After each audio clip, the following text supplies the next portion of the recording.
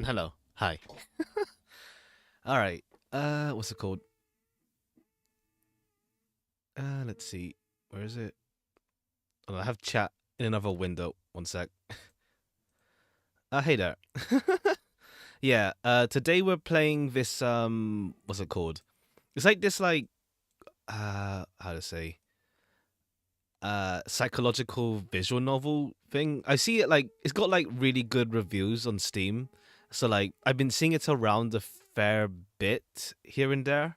So yeah, I've been interested in playing this for a decent while when I got it on sale not long last Steam sale. So yeah. It's mostly like it's a visual novel, like psychological visual novel. I watched a bit of a review about it, but yeah, I've been curious about what the deal with this game is. So yeah, it looks pretty interesting. And like, what's it called? I haven't. Let's see. What's it called? Like the only I haven't seen it around like outside of Steam too much, but like what's it called? Like one artist I follow on Twitter has a screen cap of this game as their header for some reason. So yeah, interested in seeing how this game goes. Congrats on 600 subs. Cheers. Thank you. Yeah, it just sort of like just creeps up on you, huh? Like, I mean, it's been steady growth. Like 500 was in November-ish. So yeah, we're getting there. All right, let's get to this. Write down your name. Sure.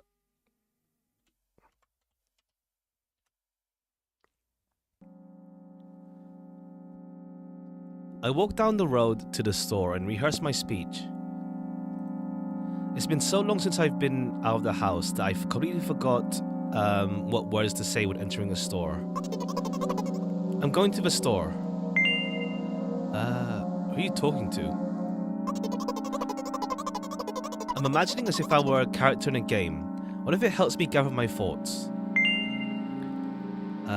What game? Well, you know. There are games where you can see the character's thoughts right on the screen, you know. So I thought if someone is reading my mind, I need to be very focused so I don't blurt out too much. I take a deep breath of air. Hello, can I... Crap, I forgot. 19th attempt and I'm failing again. I bite my lip in frustration. So, once again. Hello, can I get... Wow, that's a whole word more. Thank you, I'm trying my best. I think this time the L sound was longer than usual. Do you think that's it? Who knows? Hello, can I... Oh, hello. Oh, right, I missed... Right, I see. What's it called? I think, like... What's it called? Like, for this one at least, there's a second game in the series. This one is, like, really short, this one. But the next one in the series is, like... What's it called? A bit longer than this one, but yeah, I think we play as like this voice inside, or at least yeah, this voice inside this character's head. That explains the dialogue stuff going on, I think. I wish I hadn't said anything. Don't worry. Okay. By the way, you've been walking with your left foot on the pavement and your right foot on the grass for a full minute now. What? My right foot is frozen in the air. How much? 50 steps on the pavement and 51 on the grass. You have to undo the previous step. How do you imagine that? It's not the first time this has happened. You've been taught the right way, haven't you? Come on, you're so stupid. Yeah, I think we play as like a voice inside this character's head. So let's not be too mean to them. You've been taught the right way, haven't you? Come on. I don't remember. I'm ready to burst into tears.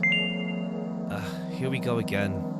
So, step 1. Take a step back and get your foot exactly in your own footprint. Wait a minute.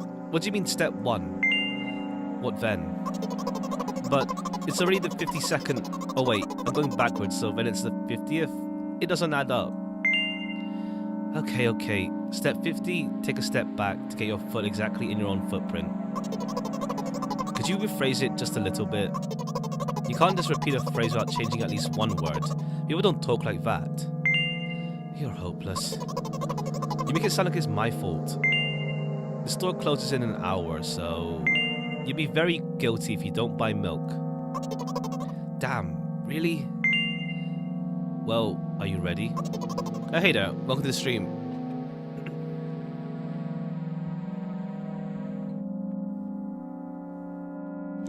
Alright.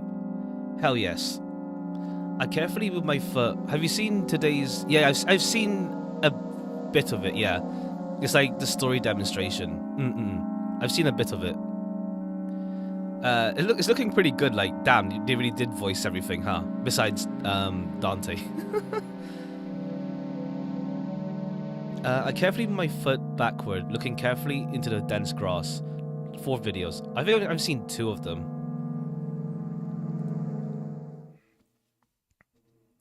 As I enter the store, I turn to the first person I see. Hello, can I...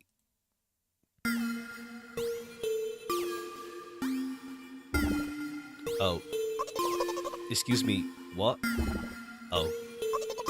Excuse me, what? Oh. Excuse me, what? Oh. Excuse me, what? Oh. Excuse me, what? Oh. You should have done that. He's obviously not going to change his lines. You run the risk of ending up in an endless loop. Excuse me, what? Oh. Excuse me, what?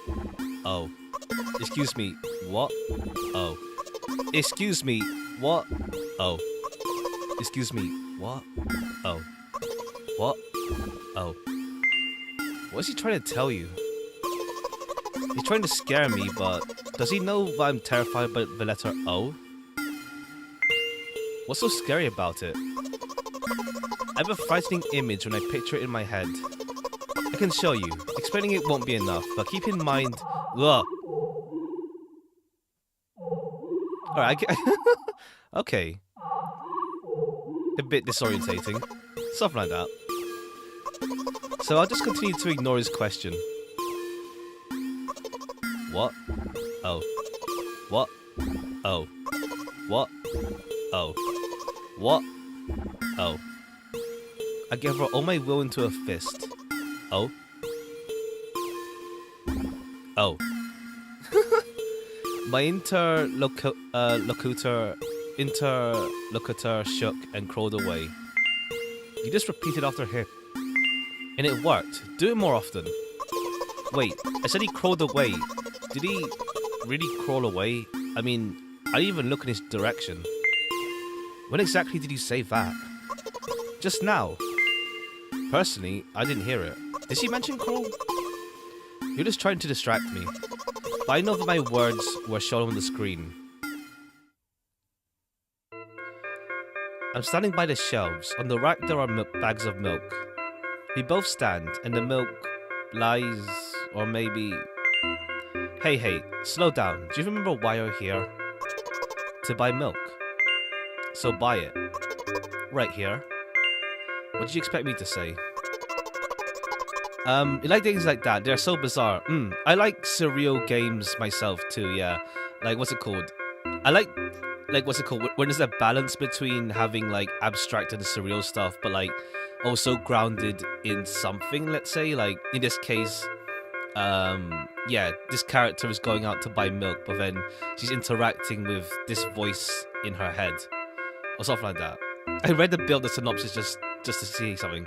If it's a horror games or something like that, like psychological horror.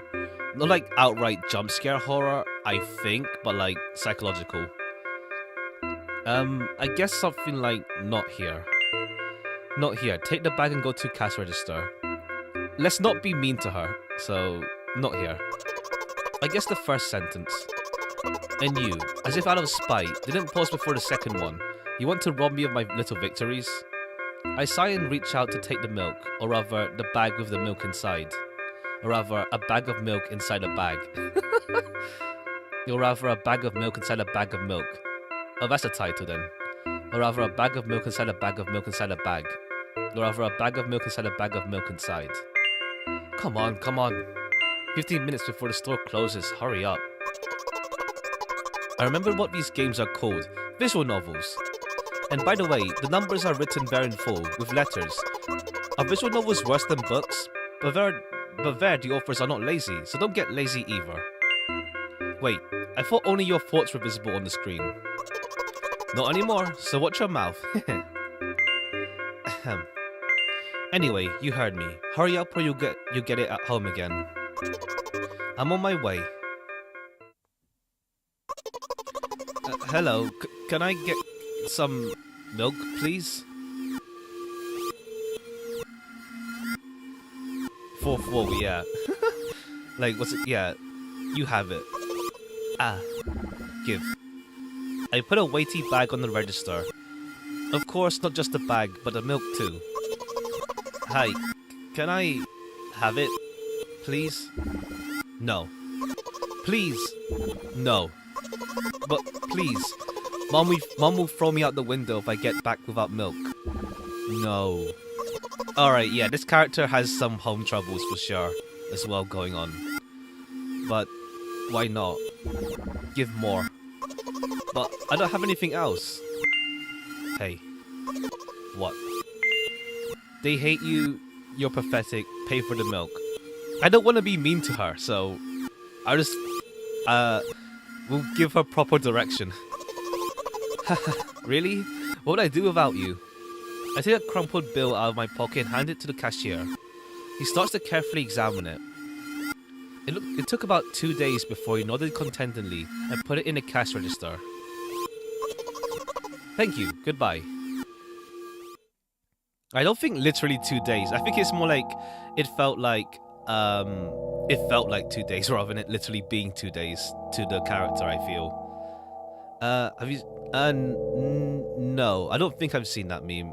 I've seen like people doing like meme edits of like characters to look like him, or like tracing over him and then drawing as if he was other characters, but that's about it. I walk down a familiar street past the gas station. A bag of milk unpleasantly tugs at my hand, reminding me of the days when I was in physical therapy. Oh. By the way, they gave me a bag at the checkout, so now I'm carrying a bag of milk in another bag. Don't think anything of it. I just love the pyramidal structure of verbal constructions. The gas station is getting closer. How are you feeling? Thank you for your interest. I feel like a mile-long bar of ice cream. What is that supposed to mean? As if I'd tell you. You're just yeah, let's be nice to her. I'm actually interested. What did you mean by that? Well, look. The ratio of water to milk in the volume of air occupied by me is about 30 to 1. I bought this game and made by... Yeah. Like... It's an interesting... I don't know. I think, like, I'm familiar... Not really familiar, but I've seen, like, some... Not just games, but, like, some Eastern European... Like, they have a... they have a certain vibe to them. I can't describe it, but, like, Eastern European animations I've seen as well. They have a certain vibe to them. I can't put my finger on it, though. Hey there, welcome to the stream. And yeah, ice cream is not the best, unless you want to drink more than to eat. Anyway, the road from the store to the gas station is a stick, and the road from the gas station to home is ice cream. Road from the store... Okay. During today's walk, my body has been to every part of this path. Simple math. I see. I feel movement under my feet. Asphalt grains, petrol stains. I'm trying to keep my balance, and how do people move over something even as the city plane? Gently heel toe. I count in my mind every meter of the path I walk.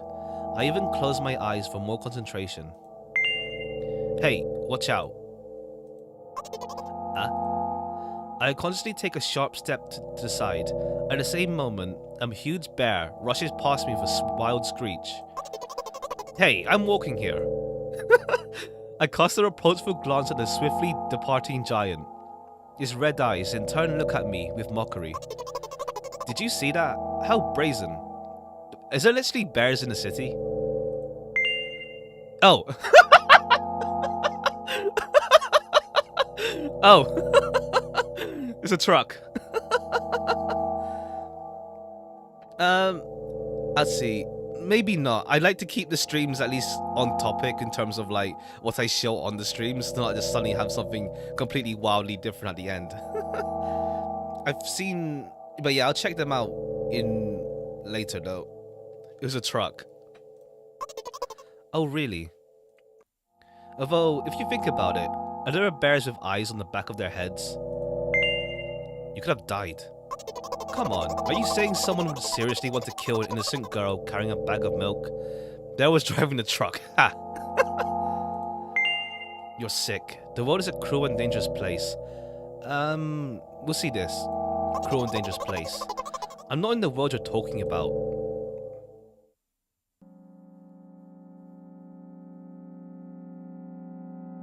My journey continues. If you think about it, the road from the store has one interesting property. It adjusts to me in the most bizarre way. When I'm in a hurry, all the traffic lights turn off, helpfully. When I feel like crying, a cloud appears over me and pours rain streams that hide my tears. Yeah, this game has a specific, like, art style to it, for sure.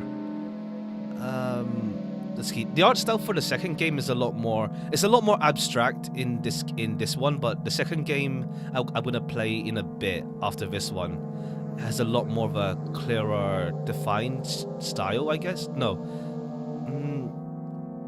it's more, yeah, image is more defined, I guess you could say. Right now, I can feel a cloud slowly gathering over the top of my head. I'm sad. Are you sure this is really happening? What else could it be?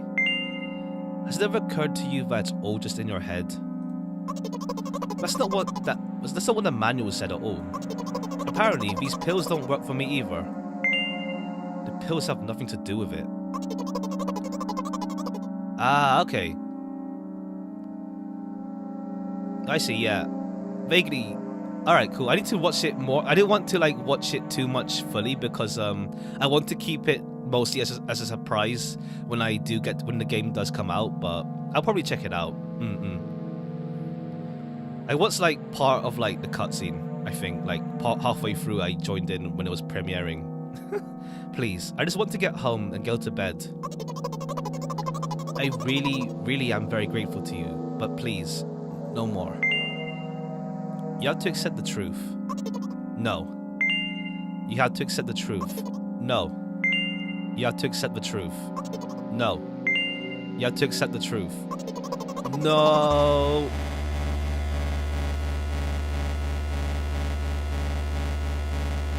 Looks like doesn't help me at all. Why did I not say my name? I guess I'll try something else next time. Alright. Let me see what happens if I put the same name down. Again? Oh. I hope we can do this time. Okay, I guess we can't just force her. Let's see. It's been so long since I'm at the house, I completely forgot what words to say. Right, let's at least... Unless she wants the voice in her head to be... to, like, just be mean to her. I think we do need to at least help her a bit. Otherwise, she's gonna be, like, a mess in the store and can't even buy the milk. Let's see. Alright, let's quickly... Let's see. We can't control hold, so... Alright. Oops. Oh, yeah, okay. I insulted her by accident.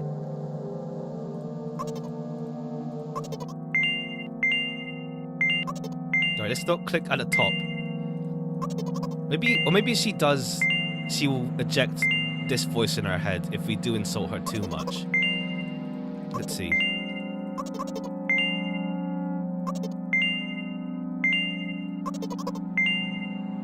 Alright, let's quickly get to where we were.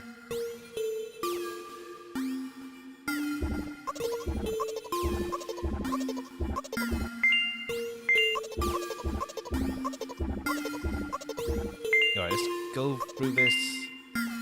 And then we see the O again.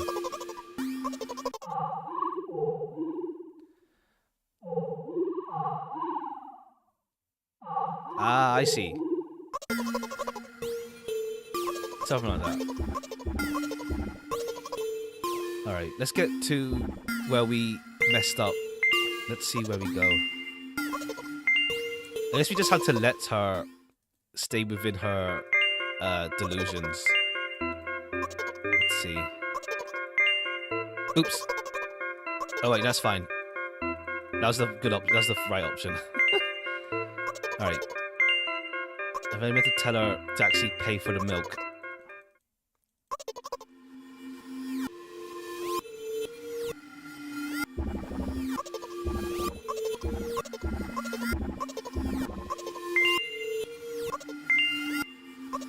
Alright, I do want to try if it does game over me earlier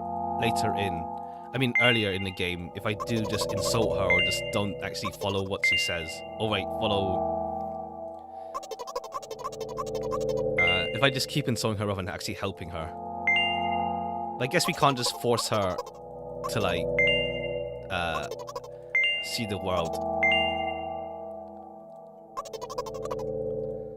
Alright, here we are again. But this one is a really short game anyway. You sure this is really happening?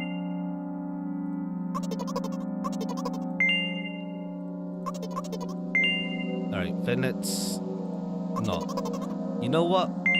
What? Since I'm a character in a visual novel, I want to talk to whoever is reading this right now. Sure, if you say so. I forcefully squeeze my head with my hands and place a thought block. Out of the corner of my eye, I notice a small bench, the perfect place for a cliched visual novel monologue. I move closer, place a noticeably weighted bag of milk next to it, and raise my head to the sky.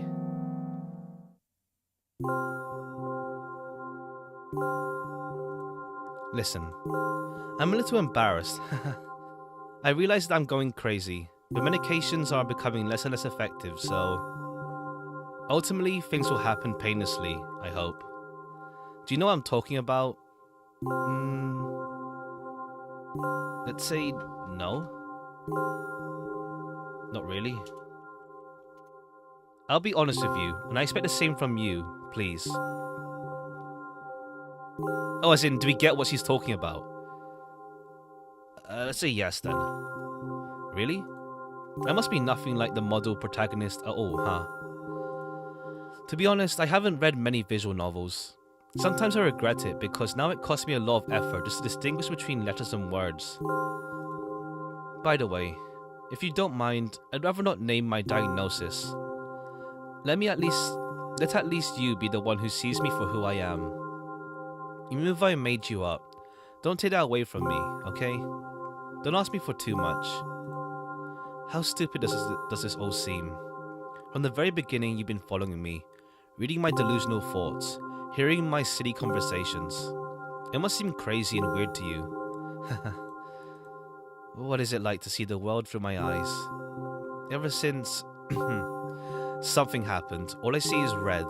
Red blood everywhere. Ah, okay, that explains the art style for this game. No, don't worry about me. I got used to it a long time ago. Admittedly, I'd even forgotten what other colors looked like. Come on. Those monsters from the store, they didn't scare me at all. After all, I know they won't hurt me.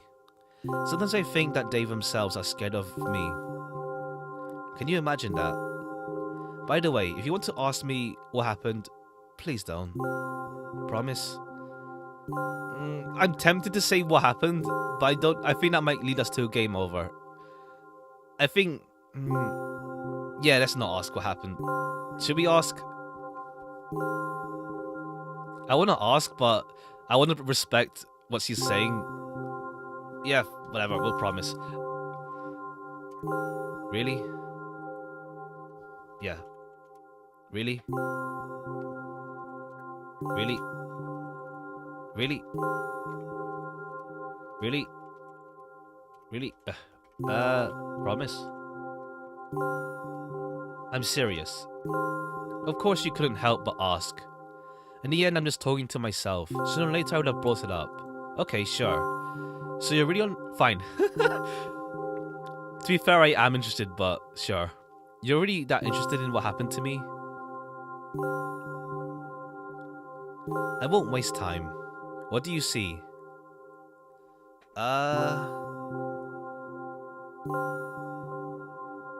What do I see? Is it like a? It's not like a Rosh. It's not like a Rorschach test thing.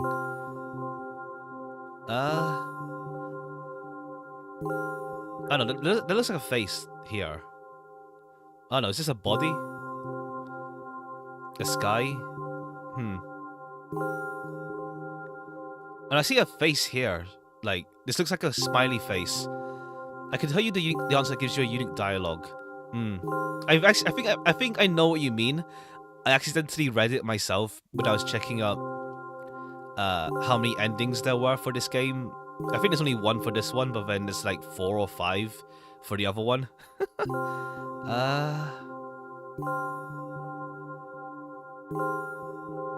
But I'll go with what as if I don't know what the secret answer is. I mean, this looks like a face, honestly. Like if you turn your head, there's like 2 eyes and a face and a mouth.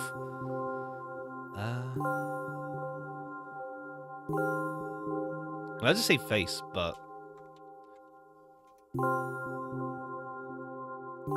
anyway, this is my dad. Oh, some of his parts. Oh,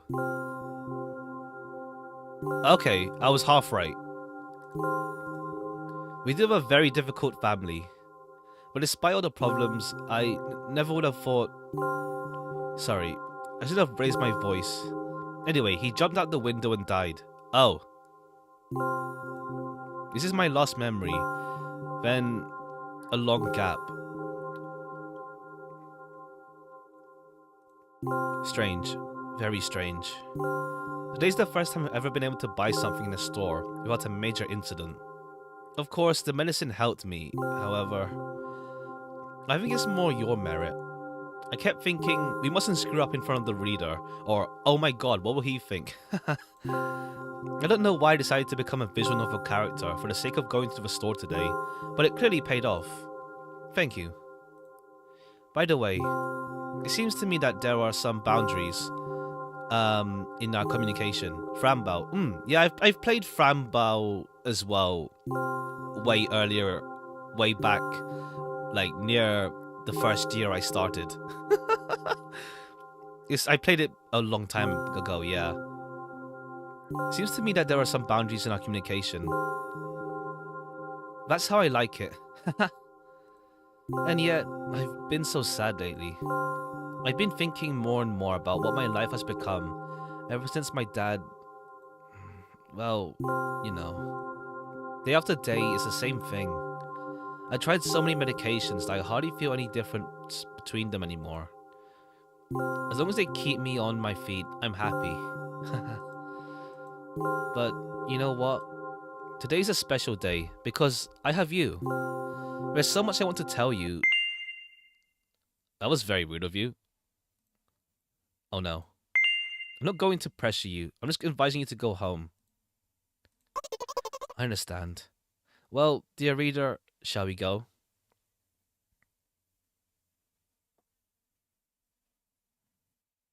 When I get to my floor, I hang over the railings. Repeating this action every day like a ritual, I stop being afraid of heights altogether. I'm not afraid of heights myself, but I can't... Yeah, no way I can do that sort of thing. A few minutes ago, the effects of the medicine finally wore off, so I just enjoyed a blissful silence. When I am under the influence of drugs, terrible and unpleasant melodies sound in my head, mixing with the sounds of the world around me. They create a terrible dissonance in my head. I turn around and go to my apartment.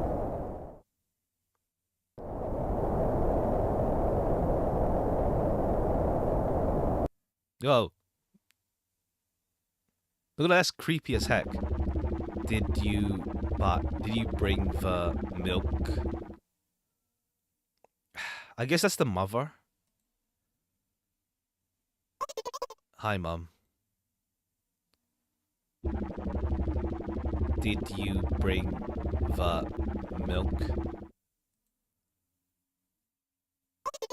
Yes, Mom. Did your new medicine help? Yes, Mom. Go to bed. Yes, Mom.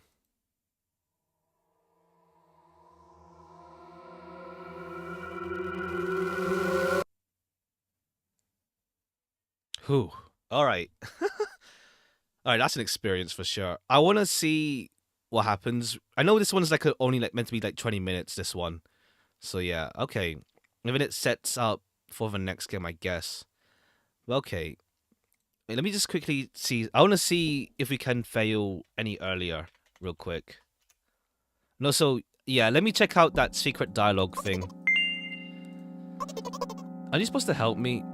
I take a deep breath. Can I? Okay, let's just see what happens if we insult her too much. I want to see what happens.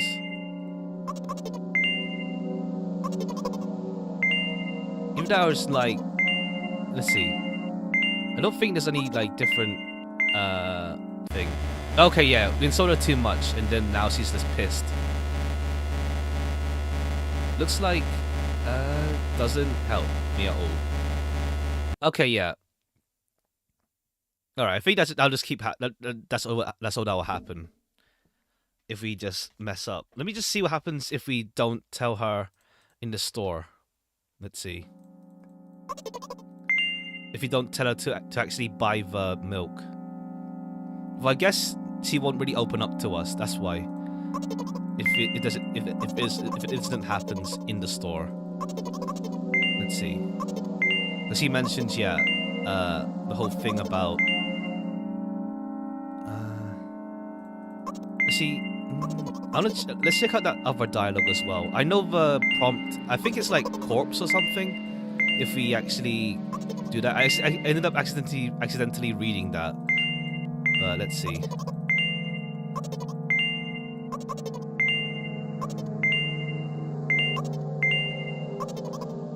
All right, let's see.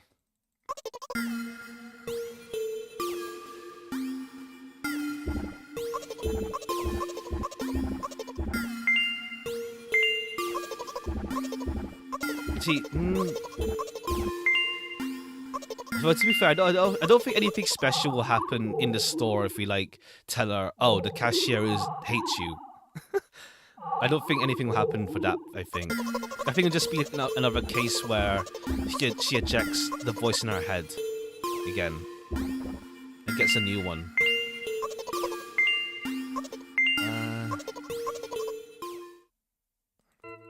No, let's check out. Fine. I think we'll just. I don't think anything special will happen if we don't. If we don't. Yeah, I think it might. I think it's like a. It's like. Was it like 3 strikes? It was, and then it was like, nope, you're out now. Bye. Yeah, I think it's probably just that. Probably. All right, let's at least see what the dialogue thing is.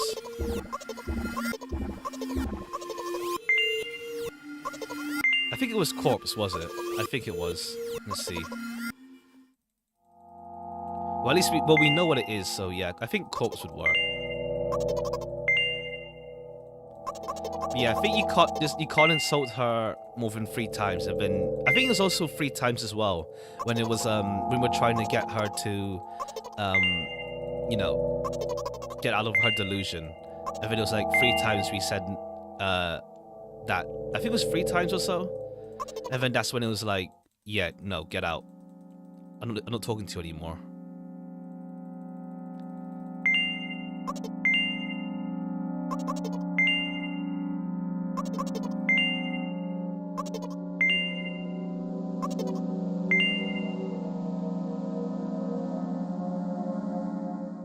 Alright, let's see. What if we say we don't promise right away? The game is what made up of reason for gravity. Yeah. It's because she mentions that she can only see like the color, like she sees as if it was blood everywhere, and that's like she's like as if she only sees the color red, which is why everything's like this.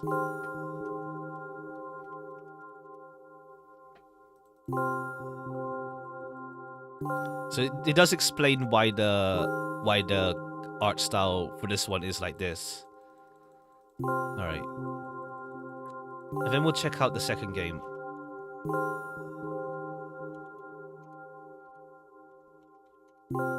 Okay, I think we have to go through this yes until she submits, until she relents. And then just says, you know what? I'll just tell you.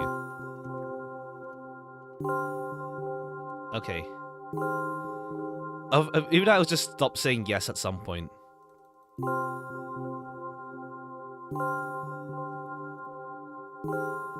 Alright, we know it's a... Right. This is my dad. Okay, no, it just tells us... Alright. Alright, I think there's a different secret dialogue for this part. I think there's a different secret dialogue, not this one. I think there's something else then. If I just... Or it's just like... She just says, yeah, it is. Alright. We'll check out the second game. Then. The second game is much longer than this one, at least, as well. And this one, like, really sets the tone, I guess. Alright. Oh, it's a quick save. Oh, really? I could have done this? Oh, I could have just done that. I could have just done that instead of going and clicking everything. Whoops. Oh, well.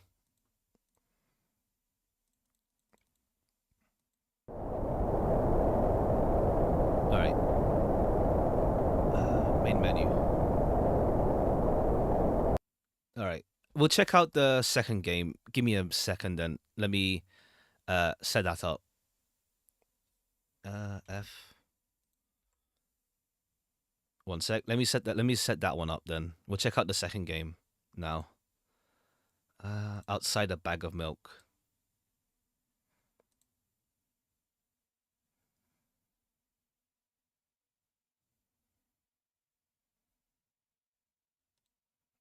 Let's see. All right. F.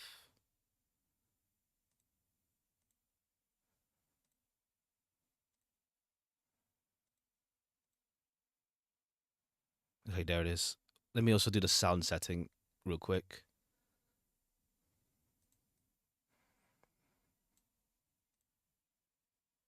There we go. All right. Okay, let's get started with the second game then. They actually, yeah, they translate into a lot of languages, huh? All right. Anglais. Flashing images and touch on heavy topics. Take care.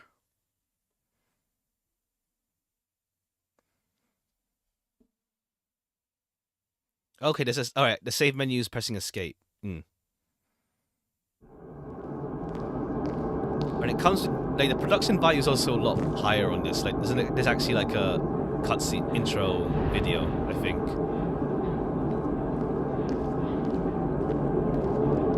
$44, $50. The store is closing soon.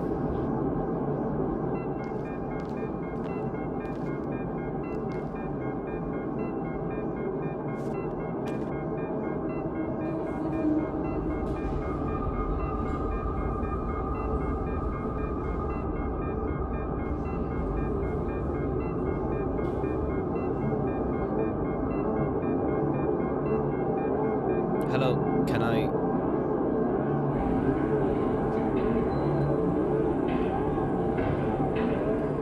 That looks so creepy. I like the style though.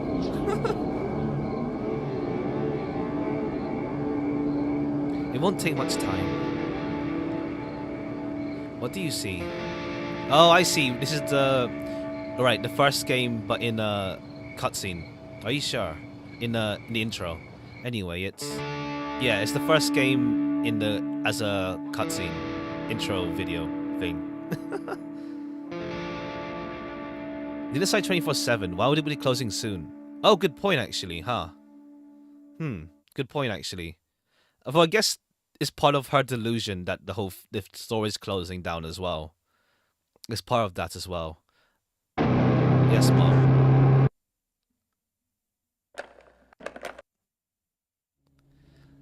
Milk outside a bag of milk outside a bag of milk. Yeah, true. Good point, actually. Yeah. Actual Russian cityscape. All right, new game.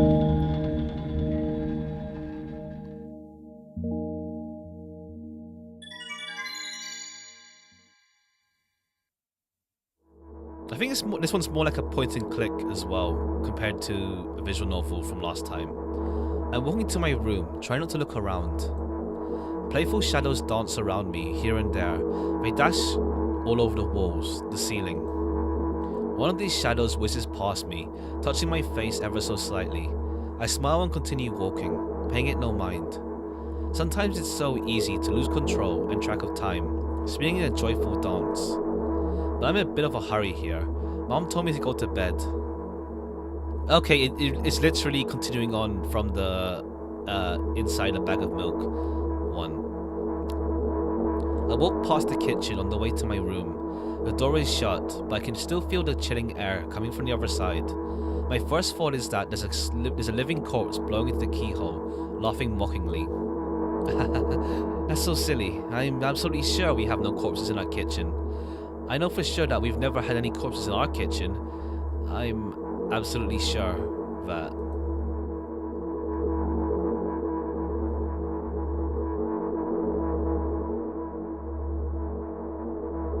I bring it to a run and dash towards the closed door. The shadows intensify their chaotic dance. Are they trying to stop me or calm me down? I don't know. It doesn't matter right now, don't you get it? I wave my hands around as I run, trying to chase away my annoying pursuers, but then I suddenly realize that I won't be able to stop in time. I've got no choice but to break the door now. If there's somebody inside, I'll surely scare them to death. But wait, how can I scare to death someone who's already dead? What if it actually revives them? No, I don't want that. What do I do? I couldn't fully complete my thought when my shoulder hit the door and it flew open.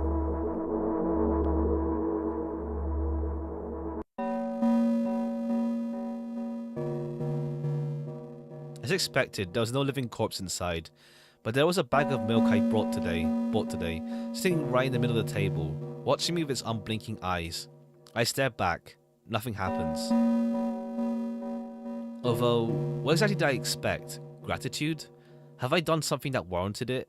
A bag of milk probably doesn't care whether it's on the shelf, in a store, or on the table in my mum's kitchen. Honestly, I can kind of like, what's it called? Get that feeling like, I don't have it as bad as her. It's more like, what's it called? Like, in the dark, sometimes you just think, shit, something's there, so you just dash towards the door. That's a lot different from that, but can kind of empathize. On the other hand, nobody would drink milk inside the store. It seems I took it from the safest place in the world and into the scary unknown. I'm so sorry, you poor thing. I turn away in shame and leave the room in a hurry. I only bring others trouble. I walk towards my room through a narrow corridor. Oh. Is that the mother? I meet a familiar, formless creature at the door. It looks me in its clutches and starts sniffing every inch of my body like a hungry dog. I'm not struggling. I know it's useless. I just stay silent and endure its tight grip that stops me from moving.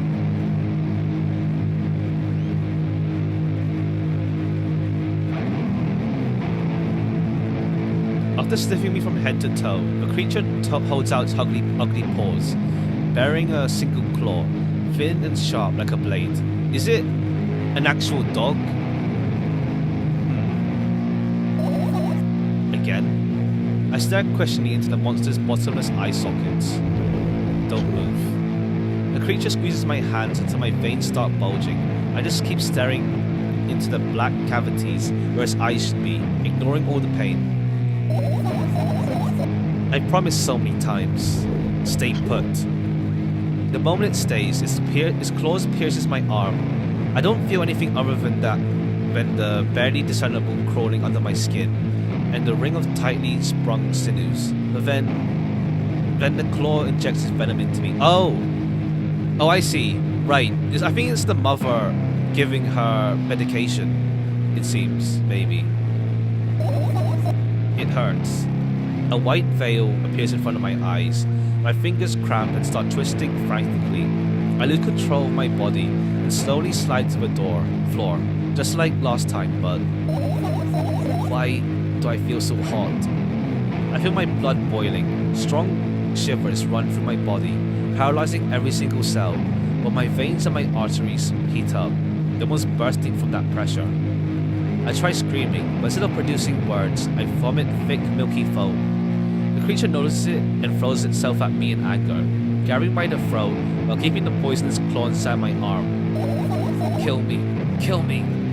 Hysterical screams resonate through the corridor. In a fit of madness, the creature starts scratching my neck. Bright splashes fly everywhere, hitting the walls with a loud screech. I try to imprint where every drop fell in my memory so I can gather them all later. I need to remember. A new wave of pain washes over me. Everything turns pitch black in an instant.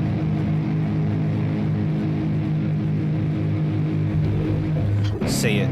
I'll never drink milk ever again. Say it. I'll never drink milk ever again. Say it again. I'll never drink milk ever again. I'll never drink milk ever again. Alright.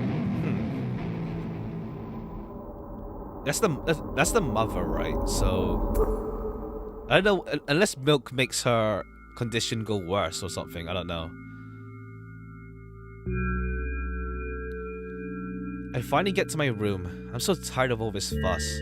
Thankfully I still feel comfy and warm in my room. Even the weird sounds coming from outside don't make me anxious at all. Mom told me to go to bed, so I need to perform all the needed preparations. I've washed my face and now I'm standing in front of the mirror with a toothbrush in my mouth. I look at my reflection. It shows absolutely no desire to sleep. Yeah, I get how you feel. And there was a time when the last minutes before I sleep were my favourite time of the day. I loved anticipating the inevitable moment when reality and the dream world would clash. I woke up for that moment's sake, lived through the day for it. My biggest dream was to sleep all day long. It would have been so cool, but the dreams always slowly but surely slipped away. I can't deny, what's it called? I do get the feeling of, you look forward to your dreams at night. What's it called? I get that feeling. As if somebody fished them out of my head, one after another. Not to the point where, it's not that bad to the point of I only care for dreams. But it's sometimes you do look forward to, what's it called? Whatever you dream about. But then of course, dreams, it's like a 50-50 chance that you actually remember your dreams. As if somebody fished them out of my head, one after another, until nothing was left. And now I have to sleep again, even if I don't feel any need for it.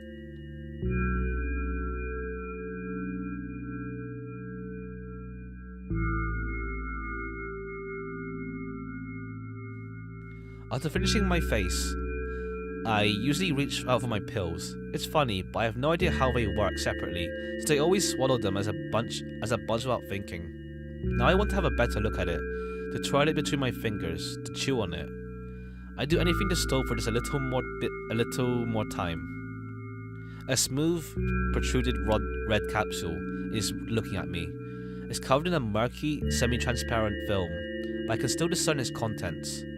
So, what do we have inside you? I gently press on the capsule from both sides, and, to my surprise, it turns out to be soft and squishy. I press harder and the capsule pops.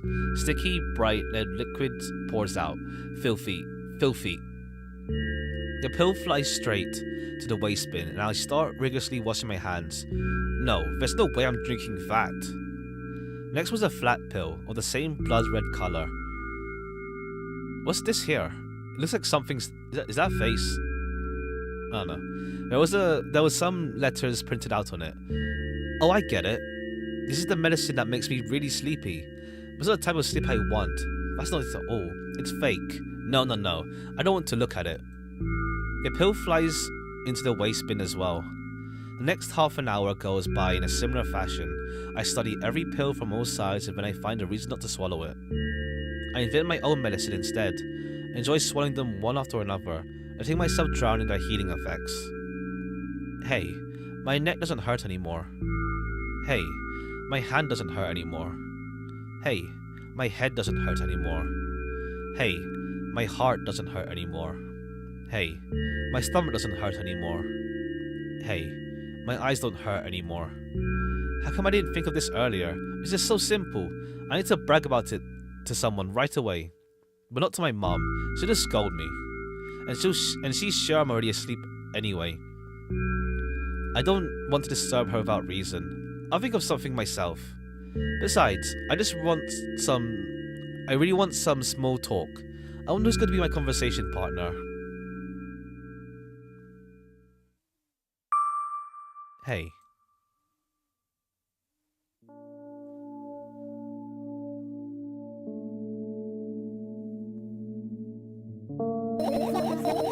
Hey, long time no see. It hasn't even been an hour, dummy. You know we're only supposed to meet once per day, right?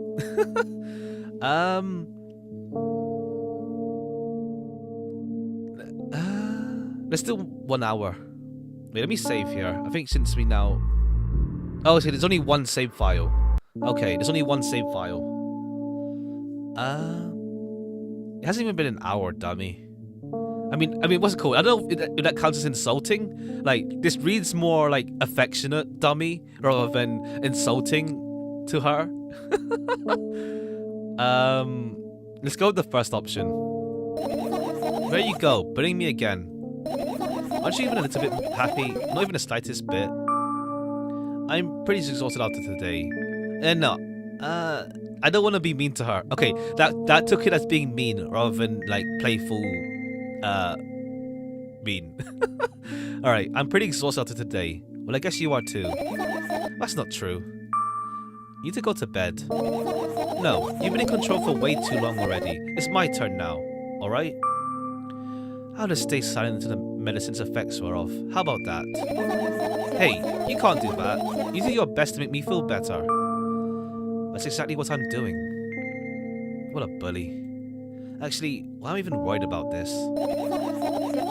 In reality, I don't need you at all. I'm so energetic and I feel great. This means I can do anything. And you can only watch and agonize over your uselessness. I can imagine how angry you are right now. What made you happy all of a sudden? And why would I be sad? Remember yourself a couple hours ago? I don't know what you mean. Stop lying. Nuh-uh, I still don't understand. Whatever. Unlike you, I won't forget the pathetic, snotty girl for a long time. She just whines and whines over time. Don't even try ruining my mood. I want to have fun while we're together, alright? So, you're the one calling the shots now? Yeah. Well, let's see how long you can last. We'll see. Yeah. Am I really that pathetic? Say something. I really like the art style for this game. I really like it. I can feel tears streaming down my cheeks, hanging from my chin and then falling on my clothes, burning holes in them. That was fast, but not unexpected. Hey, at least I tried. Go wash your face, then we'll decide what to do with you.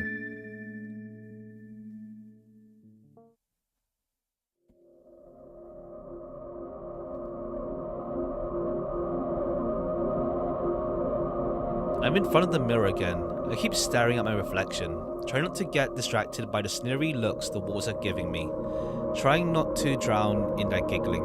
But then me in the mirror also shows me a creepy smile, bares her teeth at me. I shut my eyes, but it doesn't help. It wouldn't have helped even if I sunk through the floor. I start counting in my head. 2 squared by 2 squared, a square pyramid squared, a pyramidal structure cubed, a pyramidal structure hypercubed. I feel better. My head is splitting apart now. Sorry for being rude. It's not your fault. It's never your fault. Fine, you can keep on blaming yourself, but don't overdo it. I don't know why, but I thought I'd be able to take control. I was almost ready to. I was sure to change something. After all, I was able to buy milk, you know. Yeah, you ought to know how challenging it was. Alright, let's see. Let's see. I don't know. I wonder if she is able to become like more independent from the voices in her head by the end of this. Then is that why you threw away the medicine? What a stupid decision, right? Whatever it was your decision. Does it even matter? Let's be supportive of her. Yeah. Somehow I find it hard to believe. But why'd you do that? I felt able to fight it on my own. It's true the pain subsided for a bit at that time, but now I feel triple in force. It hurts so bad. You know what to do. Dejected, I reach out for the shelf of my medicine. I swallow the pills one after another, chasing away the unpleasant visions that keep floating up in my memory. And yet my mind still draws a terrifying picture. Lumps of coagulated blood in transparent coating travel down my esophagus, scratching its...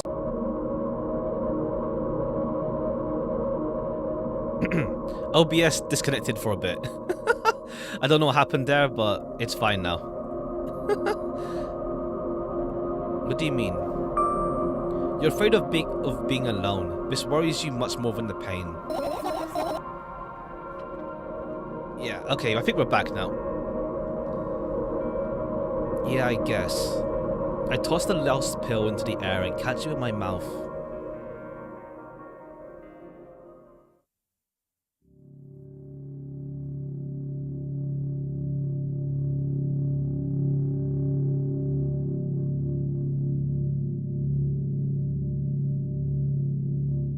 I lie on the floor. I look at the ceiling. I can clearly hear water running in the metal pipes up there. I hear the cracking of concrete blocks that will someday surely fall on my head. But I'm not afraid of that at all. I can't imagine my death coming from above. Rather, it's rearing its claws from somewhere below, waiting for me to lose focus.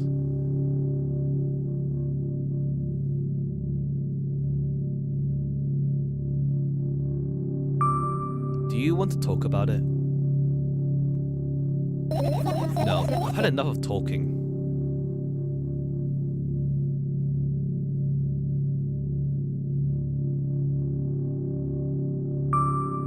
What do you want then?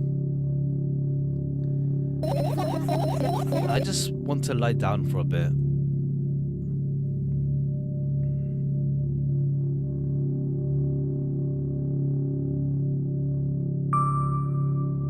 Even if the ceiling is bound to collapse, it won't be today. Can you stay silent, please? I need to get my thoughts in order.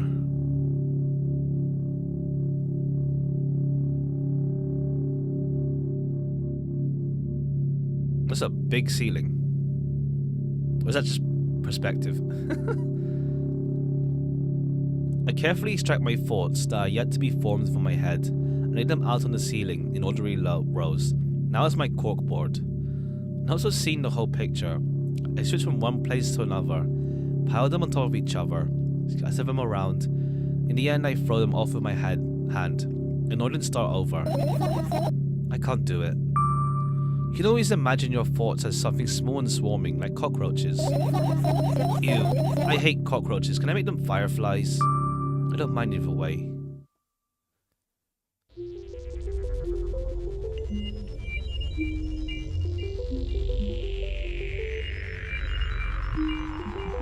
I don't even have time to blink with my thoughts. They're fireflies now, start whirling all over the ceilings of their own accord, forming whimsical patterns. I can only absorb them and wait for the right moment. It's just, that moment doesn't come. The mocking sound of flapping wings coming from the ceiling, makes me start losing my patience. I see, yeah.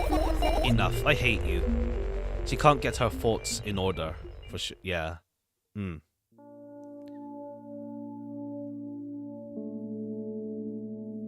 I spring to my feet and scream at the top of my lungs. The fireflies scatter. Good job, now start over. No way. Unstable behavior makes you look bad. I don't give a damn. So, that doesn't bother you? Should it?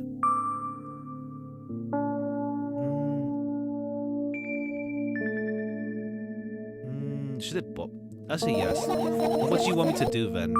I don't know, it's up to you. You're at it again. What do you mean? Never mind. I've changed my mind anyway. Please don't stay silent for this long anymore. I'm having a hard time without your help. Fine. I raise my eyes and look at the ceiling once more. Sadly, all my fireflies seem to be hiding somewhere. I need to find them. I glance around the room. Yeah, let's let her get her thoughts in order, then. I glance around the room. There are too many places for a creature as small as a firefly to hide here. It can be anywhere. Suddenly I hear a deafening rumble. The clock just hit midnight. It's so late already, but I can't go to bed right now. Will you help me? Please tell me you'll help me. Come on, stop bullying me. You promised to help talk to me. What are you thinking while lying on the floor? What do you mean? You should know better than anyone else. That's the thing. I have no idea. This is weird. Will you tell me? I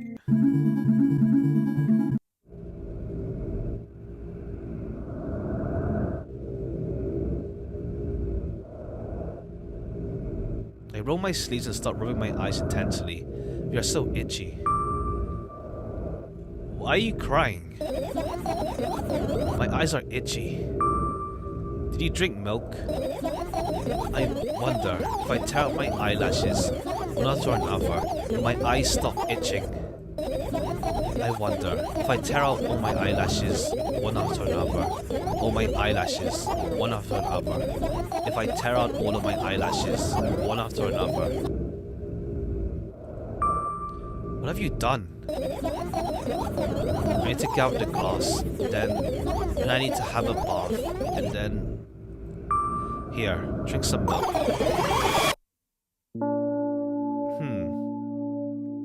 Alright, I wonder, is it literal milk or something else? Or if it is literally milk. Is she allergic to milk? I stand in the middle of my room. My mouth agape, gasping for air. I've only experienced death. I don't know any other way to explain what happened. Well, that was surely something. Will you tell me or not? About what? Let's look for the fireflies instead. You're acting weird. Help me instead of running your mouth. Everybody had enough bad adventures before bed. Let's gather my thoughts quickly and go to bed. My thoughts are hiding from me. To be honest, I have no idea where to look for them. Me neither. I guess to tear the whole place apart. No. If I make even the smallest of messes here, I'll feel really bad. All the things should stay in their places and that's it. Why? Are you trying to come up with a reason right now? Who? Me? No, of course not. I think you forgot to put up your mind block. I can see through you. Rude. Alright then, so we need to find a bunch of tiny insects instead of a mountain of junk without moving anything even an inch. Yeah. My oh my. I have an idea. Last time becoming a visual novel character helped me achieve my goal. Now I want to become a point-and-click adventure game character. I see. You know, most games have moments when you just look at different objects and something inevitable happens. They sound so fun.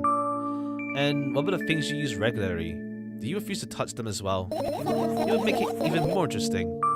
This is so childish. And wanna know what's the best part? You'll be the one doing it. Oh no. Oh yes.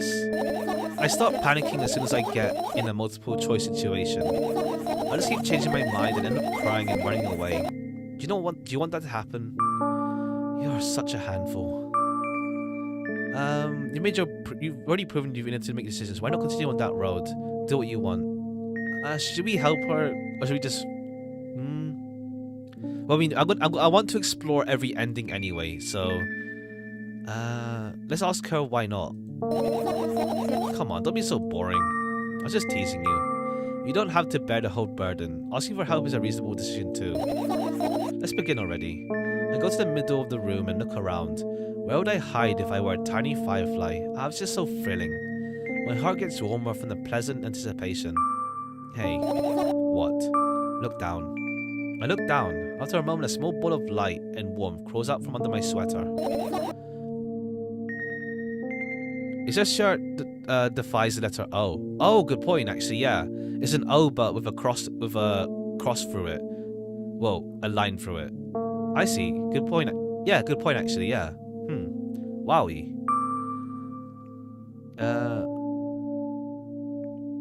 There's smoke coming from your clothes. Let's see. Let's go with wowie.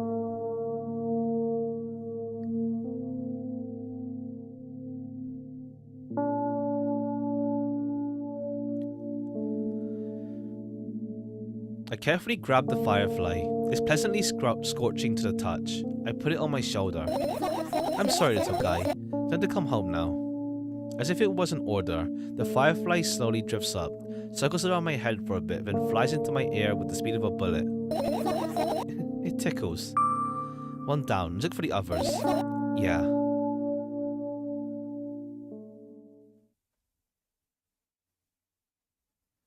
Alright, now we're in now we're more of a point and click game. Okay, let's just click around then. Okay, we can't go any. Whoa! That's a mess, yeah. Let's see. Let's check on here then. Oh, we can't click it. Okay. Oh, she sleeps on. Okay, I thought it was a bed, but she sleeps in a thing. This is my sleeping bag. Yeah, that's it. That's the term. It's soft and warm. I'm sure there are no living creatures, but no living creatures will be able to resist the temptation to spend a minute or two inside. We want to dig deep into it with a couple of favorite items, close their eyes, and then. Hey, did you fall asleep? Huh? I gently slap my cheeks to return to my senses. It's already way past midnight. He's always sleeping like a log at this time, but right now I can't. Let's continue searching. Hey, maybe we'll find something inside. Nah, my thoughts don't have a feature of putting to sleep.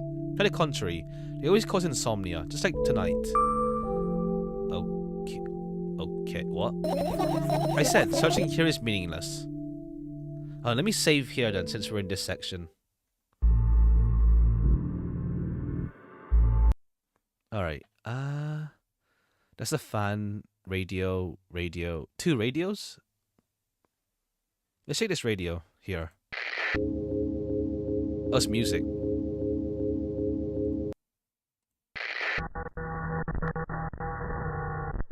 Not this one.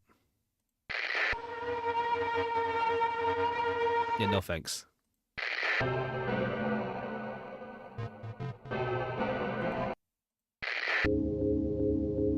Alright, yeah, it's only coming from. It's only one direction, so let's not have this on.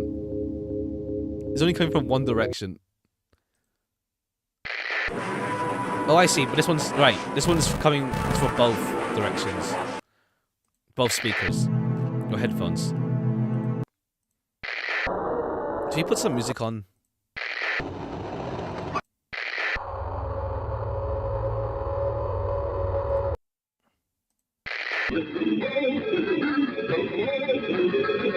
That's distracting. Alright, let's have that on. Look down, my school bag. Oh no, never mind, there's music naturally. It's almost screaming out of its uselessness. From another angle, it looks like a full belly. Its contents are also regurgitating, decomposing, and turning into a sticky, mushy substance. What a cool image. I need to remember this. Totally not cruel. Sentence isn't cruel. Totally not cool. Tell me what's inside your bag instead. Nothing special. Mostly just all sorts of books. I'm taking out all pens and notebooks out there. I'm not interested in anything else. You used to go to school, didn't you? Yeah, I did. I had a blast all the way. Are you sure you understood my question? You think everything in my life should be doom and gloom? Well, you're wrong. Alright. What do you like the most there? Well, the rooms were really bright. Not like at home. That's it? Don't rush me, let me remember. Well, the beds were also soft, and the food was nice. By the way, I attended all the classes. The others always skipped. They probably got told off so hard. I smiled gently, absorbing warm memories. You never graduated though. Yeah. Do you remember your last day there? It was a normal day. Dad picked me up earlier than usual. He told me that I'm really too old for the school curriculum. I also realized that some time ago, but tasks were way too easy. Then we got into the car and went home. Mom greeted us there, we had dinner and went to our rooms. Is this when her dad died? And then what happened? I don't remember. It doesn't even matter. Tell me about it again. Is your memory that bad? Please. Oh, fine. That day, Dad picked me up from school earlier. He's speaking to me that I need to grow up. It's not like I could completely grasp what he meant. Either way, I didn't resist. We got into the car and went home. Mom greeted us there, we had dinner together and went to our separate rooms. Satisfied? I think... Tell me about it again. Dad dragged me out the school building while I was scratching and biting. The teachers didn't interfere. The scene was ordinary for them. Who knows what the little brat has done? When he pushed me into the car, we drove home in complete silence. Mom greeted us there, we had dinner together, went to our separate rooms. Please, let's not discuss this further. No, you'll tell me again. Dad brought milk on our way home. Again. I hate milk so much. Mom was not home. Again. I hate Mom so much. What happened next? Suddenly I feel someone's eyes on my back. Knowing that these moments should never be ignored, I turn around. But there's nothing there. What happened next? Everything that happened next happened after something that led to everything that happened after what had happened.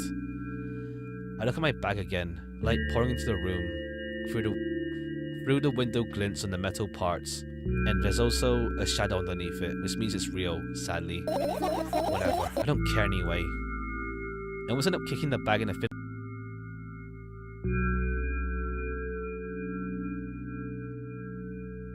Are we back?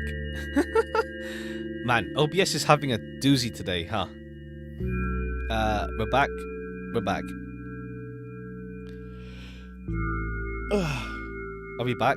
Hello, 1, 2. I think we're back, yeah. Alright, OBS is just having a doozy today for some reason. What do you mean you go blind? Hopefully nothing got cut out. I spent months memorizing the location of every item in my room. Okay, good. That's why I can see them so clearly and vividly. Oh, okay.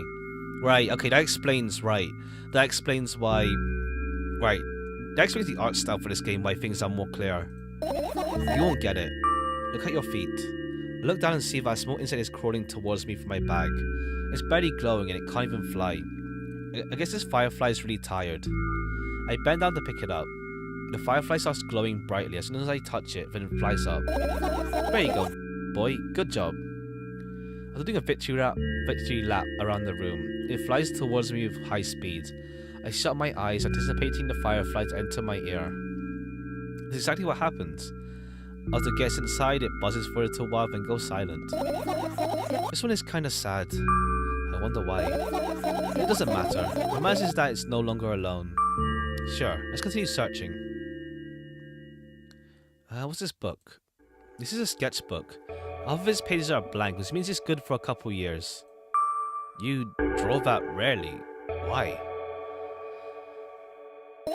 Isn't that obvious? If I run out of pages, I have to buy a new sketchbook. I can't get to the stationery store on foot. I'll have to take the bus. Do you even realize what kind of nightmare that can turn into? Well, maybe you can ask your mom to buy you one? Buy what? Ask whom? Can you even form coherent sentences? Don't play dumb. Ask your mom to buy us a notebook instead. Instead?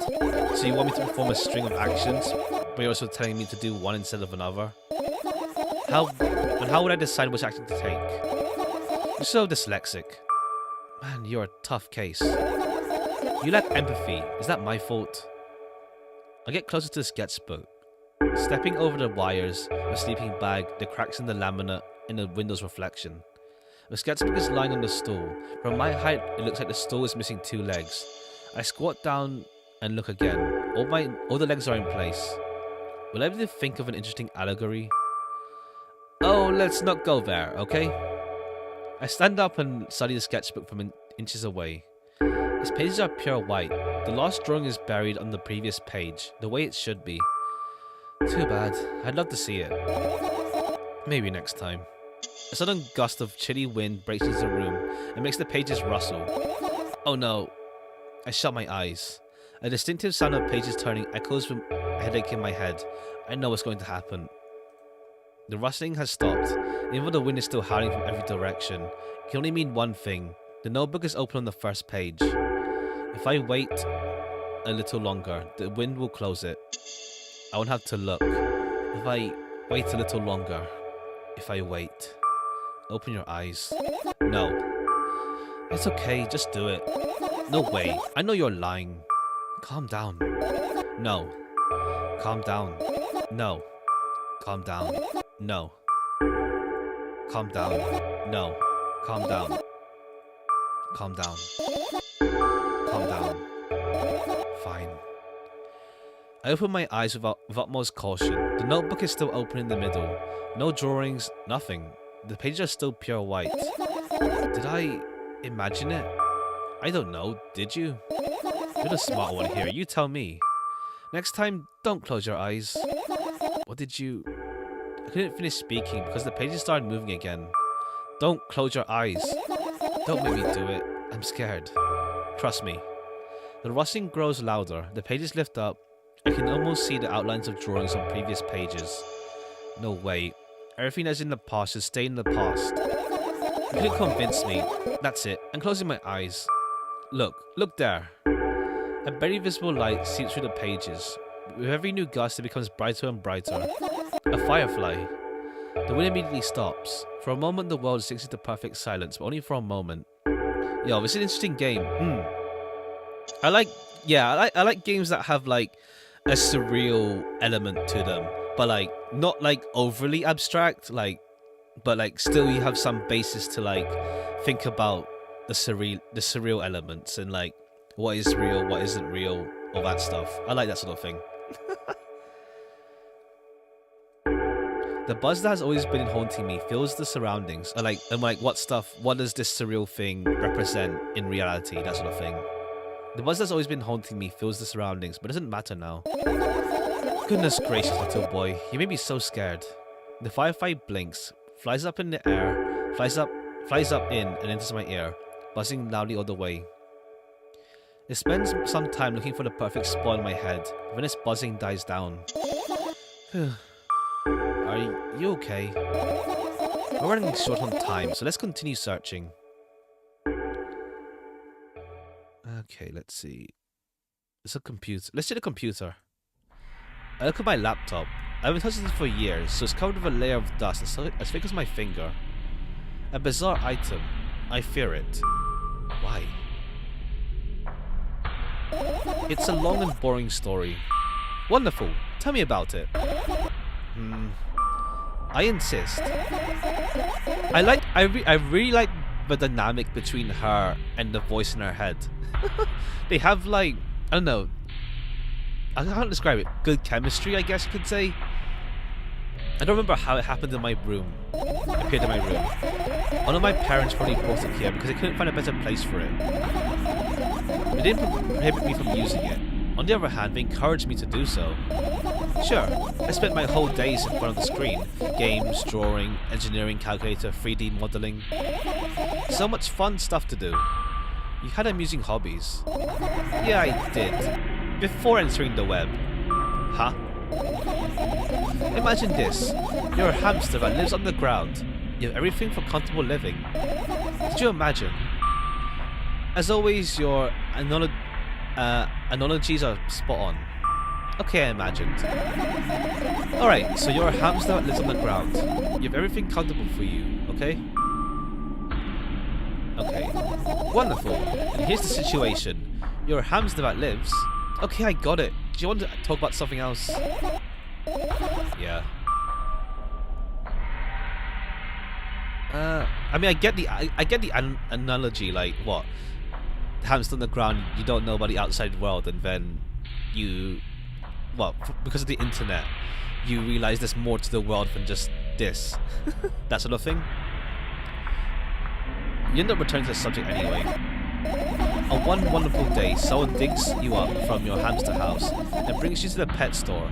Now your new home is a cage. It's way more comfortable and warm compared to the underground. And the most important part, you have a lot of neighbors here. The cages are identical to yours, and the other hamsters look identical to you, too.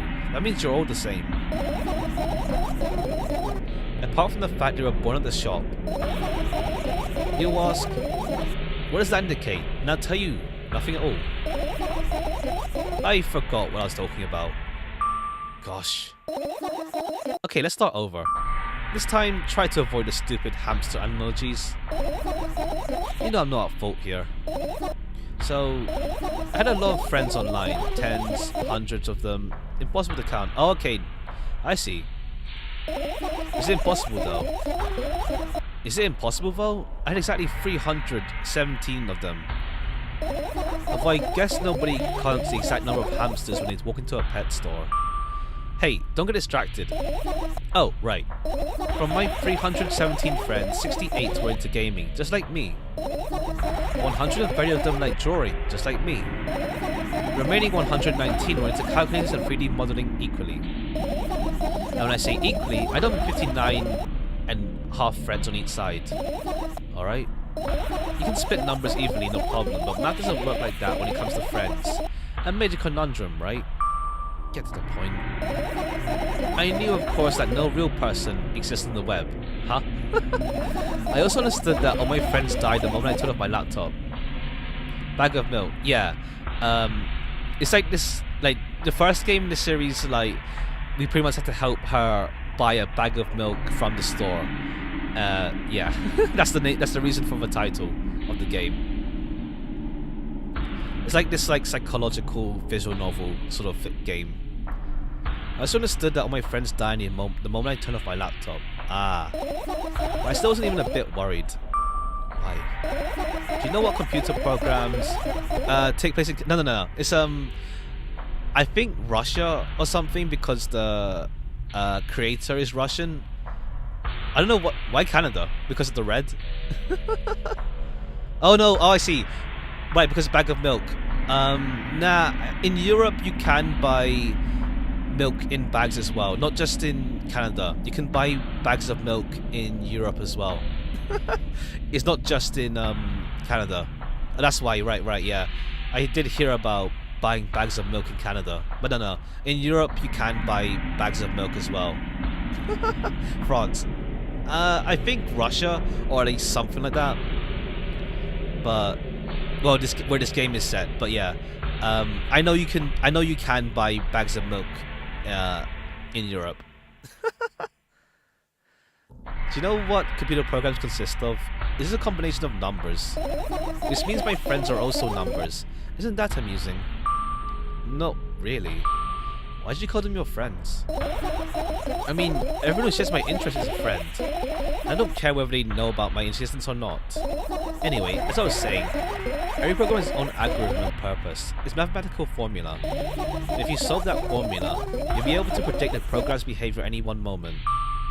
The longer you speak, the less I follow. You don't need to follow me around, just listen. I sit on the floor and the laptop screen ends up right in front of me. The only thing reflected in it is my dim face. A web person is just a random picture and a random string of letters. Words and actions from the web person are just executable code. Oh, okay, I see. Is that the whole thing with, like, how to say, no one on the internet is real kind of deal mindset?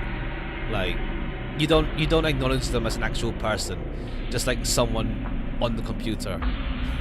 That sort of thing.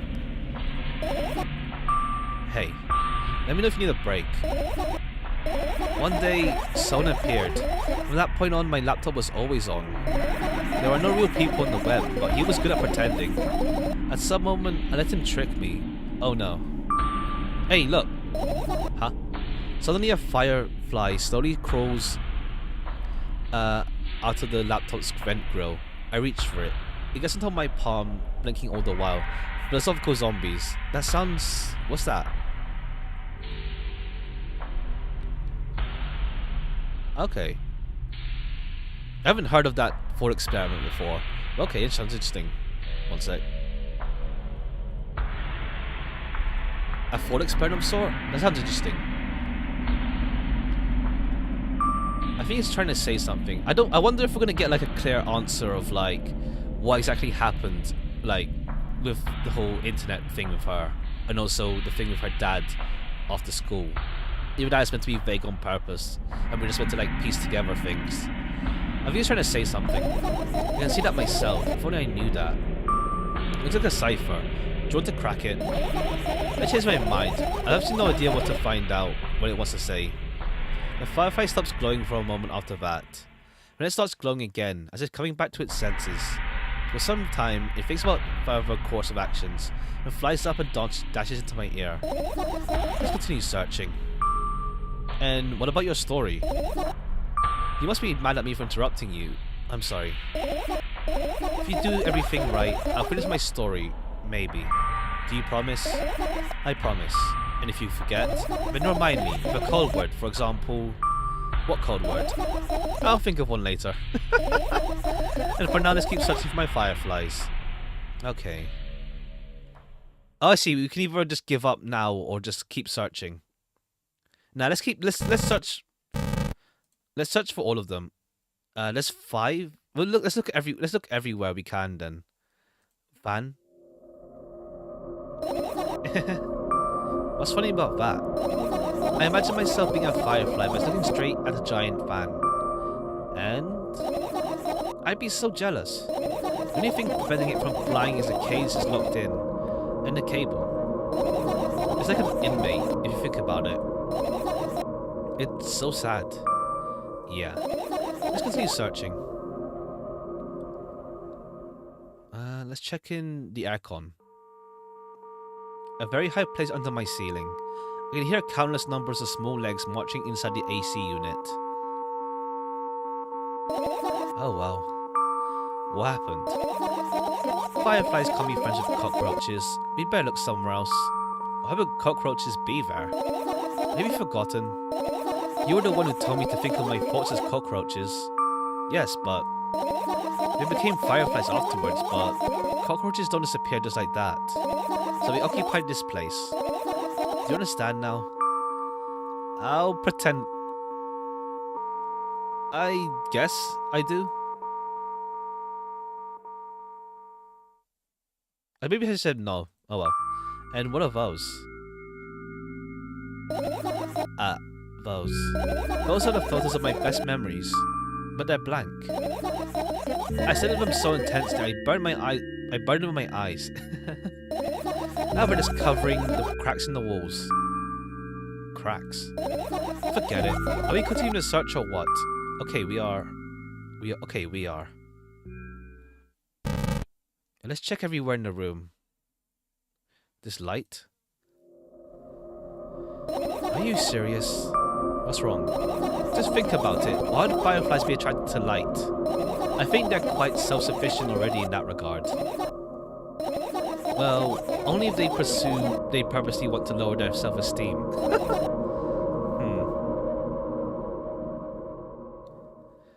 Check this vent. It's not easy to get out of here. Even that we got all the fireflies. This cupboard? I doubt it. All the compartments are locked. What if? I don't even want to think about what's inside. Who knows what I'll end up imagining? Even that means we're done. These plants? Right. Insects enjoy pollinating the flowers and stuff like that. Yeah, I guess. I get close to the flower shelf. I sniff around. The leaves smell of dust and cardboard and death. You know those plants are long dead, right? I'm not sure a dead plant will be able to attract insects. Well, we kind of have a choice here, you know. Still, you're right. Let's continue searching. Why don't you just throw them out? Weren't you listening to me at all? Okay, yeah. I guess it means that we are done with searching. But let's look at everything we can in this room, though. We may as well. I tilt my head backwards and almost fall over. The closet is hanging under the ceiling, at least 300 feet off the floor. That's absurdly high. Are you joking? Even though it's my room, everything here is for me to use. Whatever. I don't care. Yeah, I don't care at all. Like, totally. And I'm definitely not worried. Not even a littlest bit. Not even a smidgen of the littlest bit. Not even for 1,000%. That's how much I don't care. Hey, I'm not even done telling you how much I don't care. From this moment on, I'm ignoring you. Oh no, you don't. But act normal. Okay, yeah, I think it's just not, no, we're not gonna find any more fireflies. But let's see. This, your usual notebook pages, glued to the wall with duct tape. Numbers are drawn on them. It's the only kind of information I can take in without trouble. Dosage and side effects? Yeah. I thought you knew them by heart. Yeah. It's not your handwriting, is it? Of course it's not. Shaky, broken lines, ugly numbers. It's not writing. It's more like claw marks. Don't forget to thank your mom. I don't need your advice. My screen makes the pages rustle relentlessly. After a moment, a firefly appears. Oh, okay, cool. Turns out, nah. We can leave it early, but let's get all of them then. After looking around in a business-like manner, it takes off into a business-like flight and ends up entering my business-like ear. Hey, let's continue searching. I look at the mound of pills and it makes me feel dizzy. I know what to think about it. I don't. What's wrong? I've almost skipped my dose for today. How reckless, I could have died. Hey, calm down, you already fixed that. Yes, because you ordered me to. Things could have gotten much worse. Yeah. I heave a deep sigh, come closer and extend my hand. Wow, it's warm. The moment those words leave my lips, one of the bottles overturns. Pills rain down from it and along with them. A firefly, hooray! I was circling above my head a couple of times. It finally lands in my palm. The firefly rushes up my arm and upon reaching my shoulder, crawls straight into my ear. My mind becomes a bit clearer. You know how you have senses, you react to things happening. You prick your finger and you react, and so a physical zombie reacts the same way, but it didn't actually feel sense at all. Ah, okay. React to things happening, you pick your finger and you recoil, so reacts the same way, but they don't feel or sense at all. Oh, but you just do it because they do it? Rather than because they feel it, they just do it because something like that. That's what, if I'm understanding correctly. Right, now we have left this trash bin. We can't click this mess here. Oh, this is radio. Oh, this toothbrush. I turn my eyes towards an inconspicuous shelf near the mirror. It says glass with a toothbrush sitting on it, and a small towel is hanging nearby. What a wonderful sight. My fireflies are smart and good. They'll never get in there. They know about personal hygiene. Okay, let's look somewhere else. I get close to the waste bin and look inside it with curiosity. Pill packaging, notebook pages, and other garbage. Boring.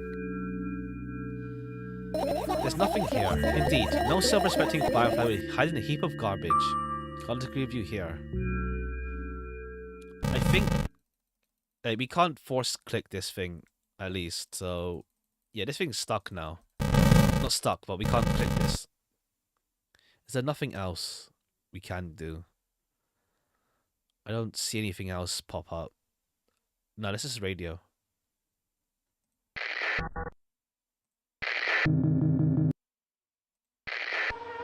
That's just music.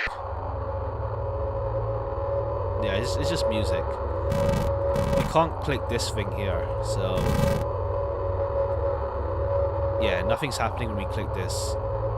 They can't feel, they can't sense. They're basically a robot. Their reactions are indistinguishable from those of a real person. Oh, that's what it's alluding to. Okay, I see. So like they seem like they're a real person, but they're not. But there's no way for an outsider to know because obviously you can't. I see. Interesting. Oh, the clock. Look at the alarm clock. Time continues its unstoppable flow. It's so late. Are you tired? You bet I am.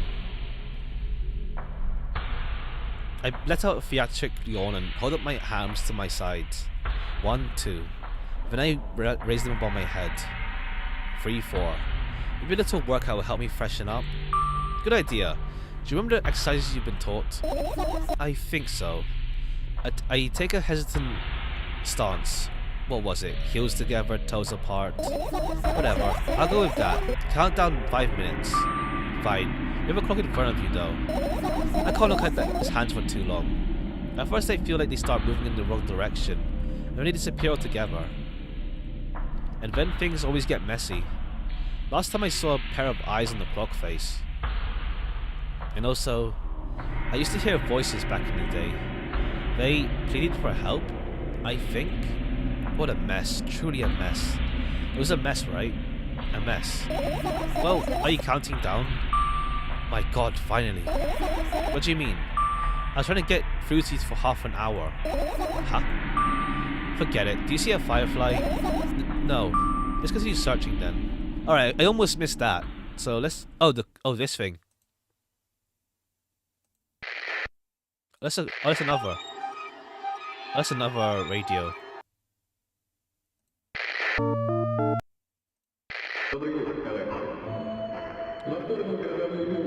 Is there anywhere else to click? That's the power. That's the chords. This is radios now. I don't think there's anything else left to click. Yeah, there's nowhere else to click. Let's see. Here. I don't think there's anything else left. Oh, the umbrella. The umbrella emanates a faint sense of coolness. No wonder. It's the only thing that defends me against the thunder clouds that gather under my ceiling. This is a blessing that it can do without my help. Still, a firefly would hide in a place like that. It'll catch a cut and be unable to fly. You don't want to check it? Why? I'm sure we won't find anything there. I think that's all then. Nothing else to... That's the radio. These here. We can't click this thing, so that's out the question. I don't think there's anything else we can click. The outside is nothing. The mirror is nothing. Let's see. No, I don't see anything to click. Alright, let's finish searching. You found all the fireflies. Amazing. Okay, cool. If you want to get really freaky, for all you know, everyone in existence is a philosophical zombie. You obviously aren't, or at least from your perspective you aren't. Ah, yeah, that kind of thinking. Yeah, that kind of thinking. But at the same time, it's like, how to say... Yeah, that kind of thing.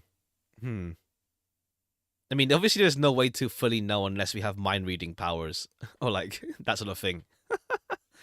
But, how to say... With that kind of thinking, it's like, I think at the same time, it's like, things happen... No, that's, I mean, to be fair, that's a different, like, thinking, like, was it, there's like this thing that's like called like NPC, I don't know, like main character syndrome thingy, where like only you have like autonomy in the world or something like that. Some philosophy like about that or something. But like, obviously, like, what's it called? Things happen independently from you rather than you being the only cause of everything in the world. That sort of thing.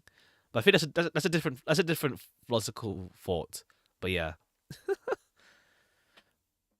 But yeah, things do happen independently of you, so you can't let's see. But then with that, things just happen anyway. But at the same time, it doesn't matter by that point then.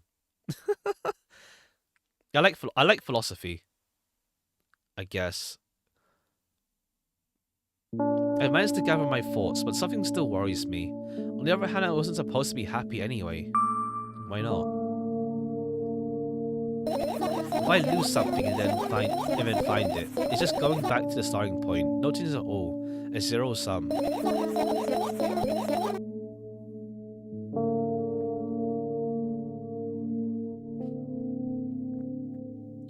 And happiness is always about being positive, right? You shouldn't think about it too much. It hurts you. I want to sleep.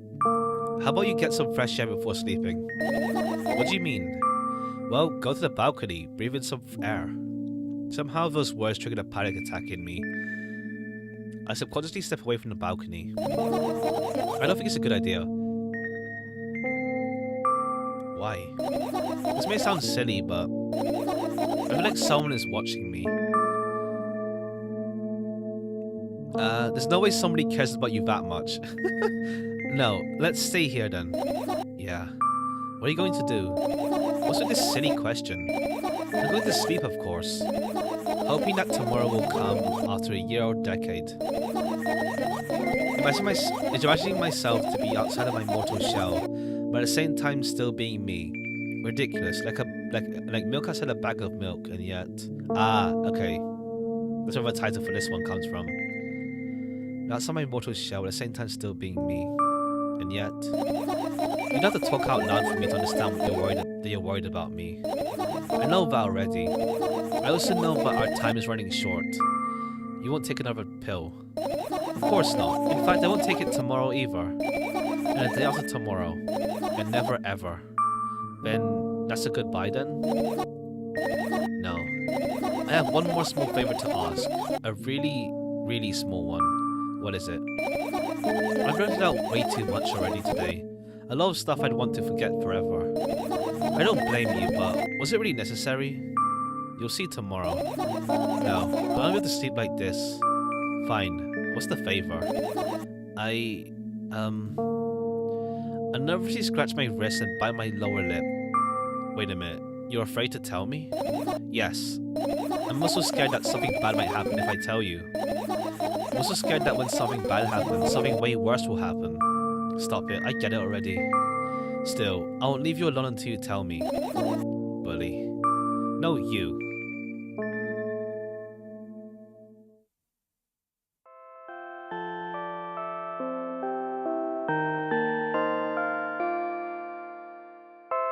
I crawl into my sleeping bag. The lower part of the room is very cold. I hurry to wrap myself in blankets, even though the electric heater is working hard to keep me warm. I'm sad because the dreams just won't come anymore. You won't believe if I tell you how I dealt with it at first. Of course I'll believe you. I know, it was a joke. Well, anyway.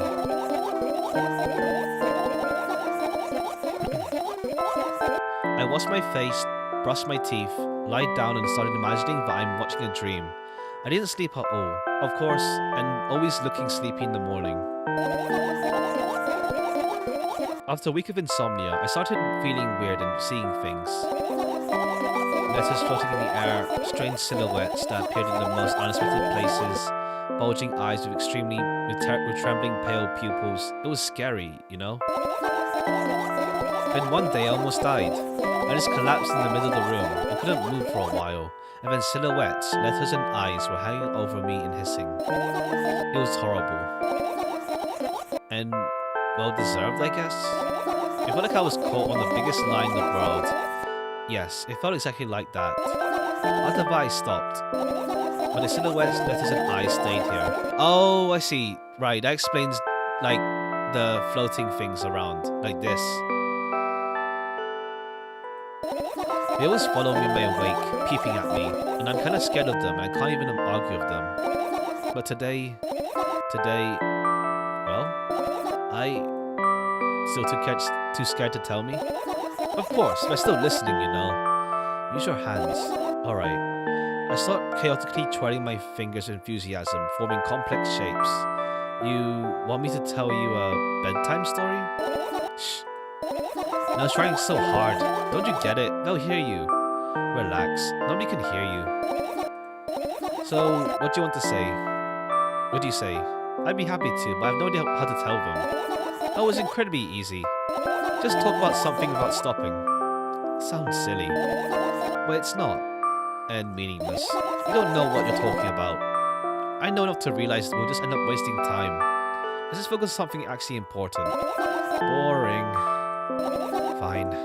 Close your eyes.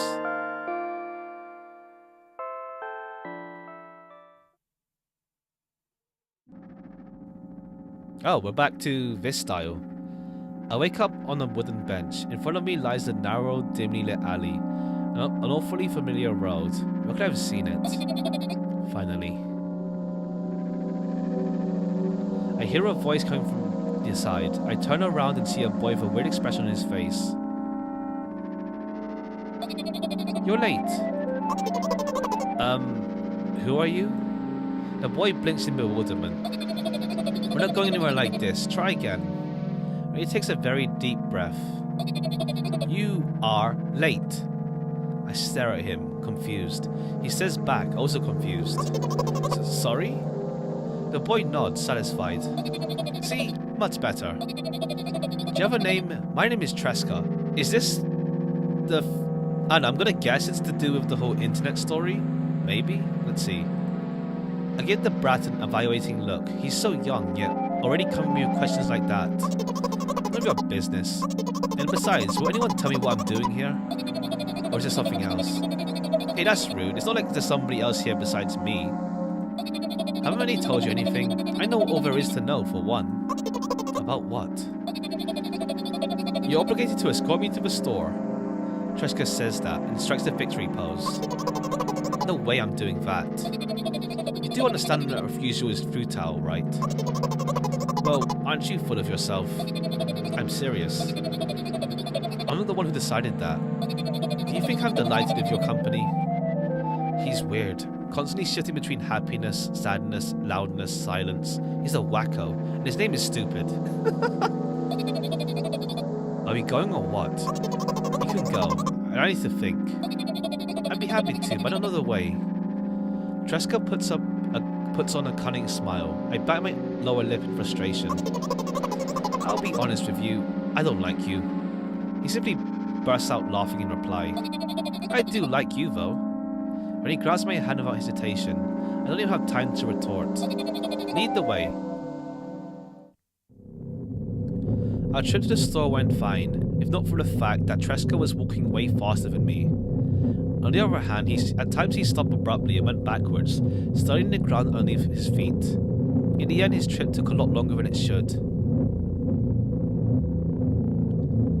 After reaching the store's doors, we were greeted with a sign.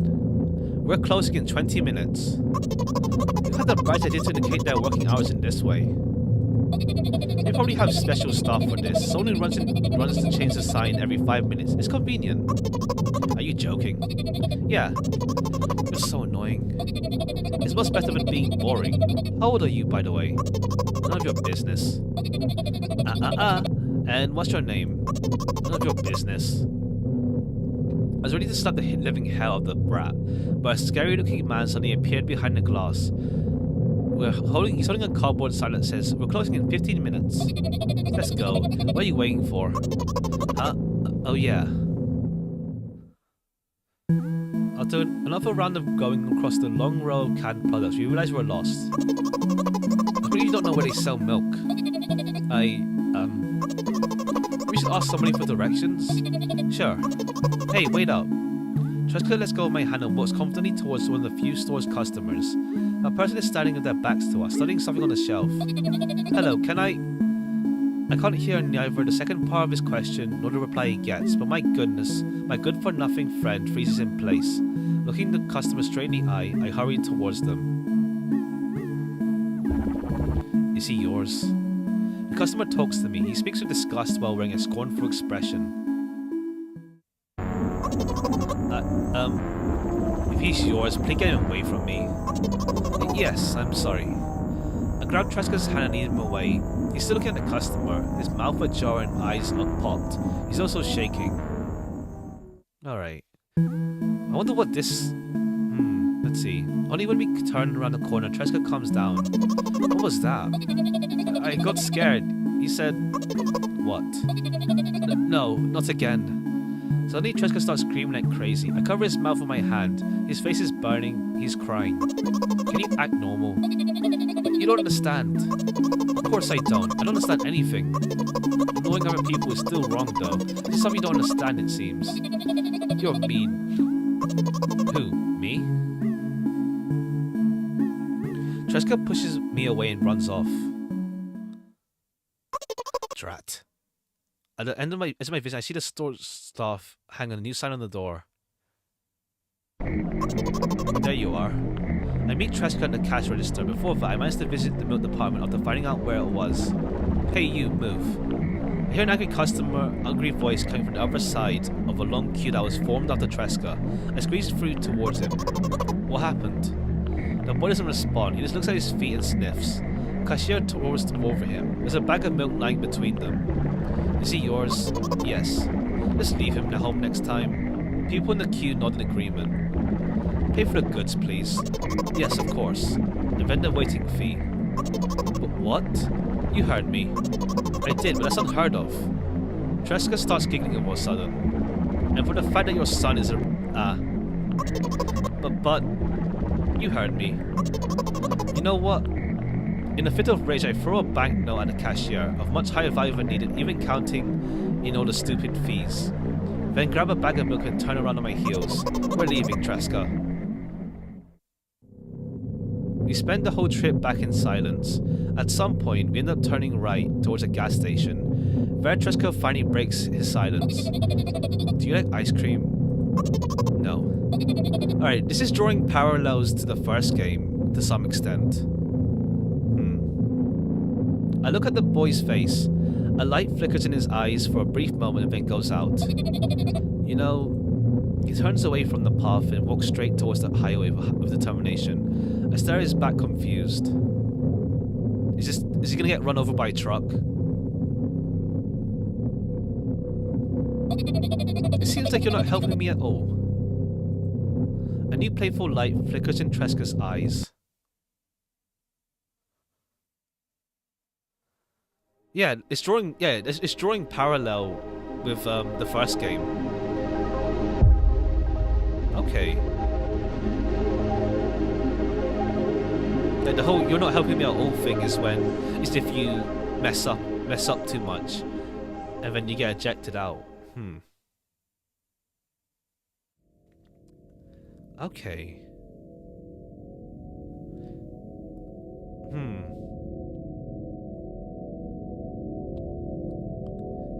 I guess, let's see. Alright, we're gonna go look around for the other endings, but okay, interesting. So maybe, it turns out that, what's it called? Because yeah, there's lots of parallels and stuff, like, you know,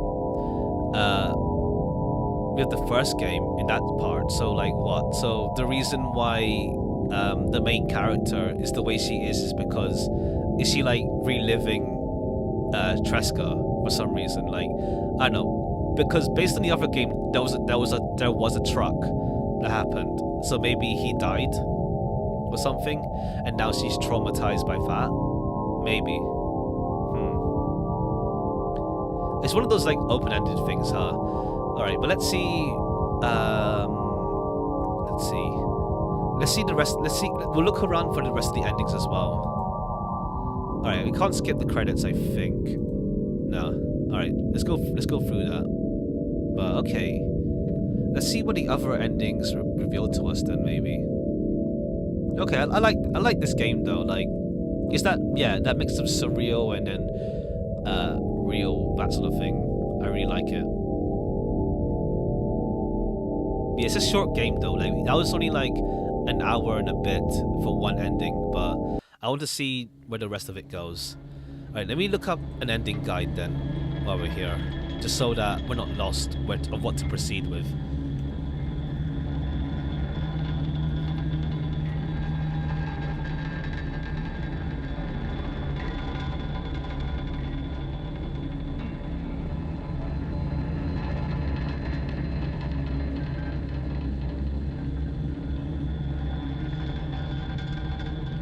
Okay, so we got the... Alright, so we got the shop ending. Okay, this is... The Tresca ending is the shop ending is the default ending, it seems. Okay, interesting. So, okay, so we got it because we triggered the strangulation cutscene. Or if you don't fulfill the rest of the conditions for the other ones. Alright, let's go for ending 2 then.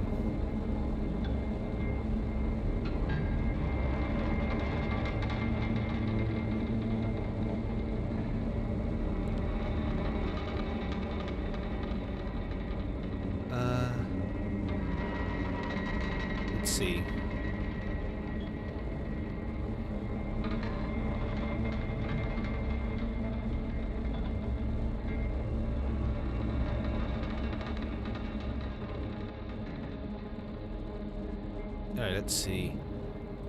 Alright, so let's go for the second ending then. Player to find a hidden item between the fan and radio. In the lower right. Oh, okay.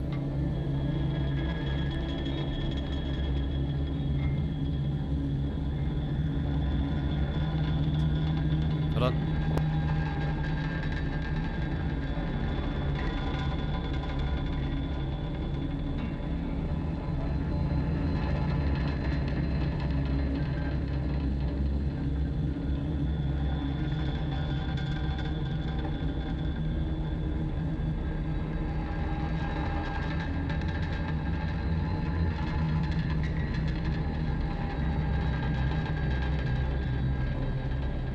Alright, let's continue this. Let's continue on. Okay, so I got this. Alright, so I triggered the strangulation cutscene though.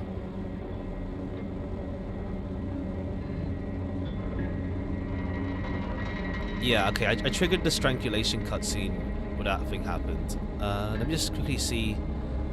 Do not trigger, do not collect the ghost phone.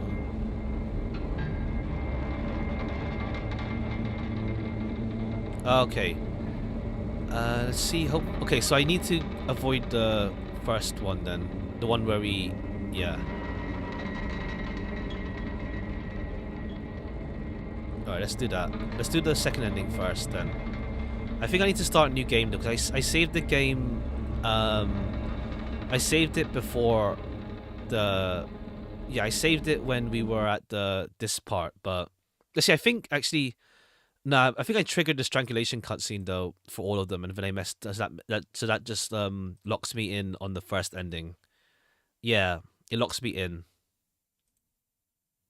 Yeah, it locks me in. So we need to go and do the rest. Then we need to go back to the start. How do I exit out? I think there's a way to exit out. One sec then. Let me close the game and reopen it. Let me close it and reopen. Because now we're just trapped in here.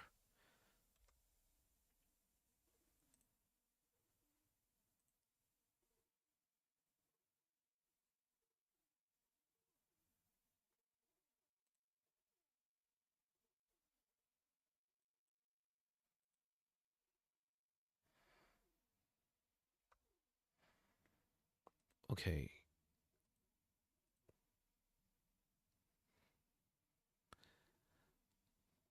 Alright, is that to do the sound again? One sec. Alright, we have to start a new game though, because yeah. We need to avoid the cutscene. The first death scene. Right, new game. Okay, let me do sound setting again.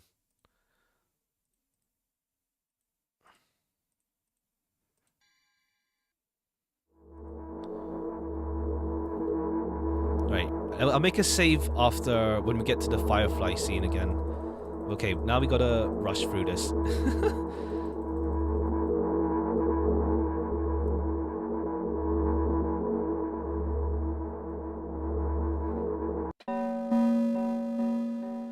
Let's see.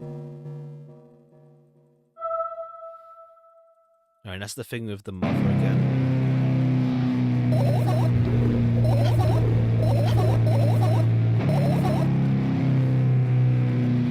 Right, let me just double check the line of dialogue that triggers the strangulation scene.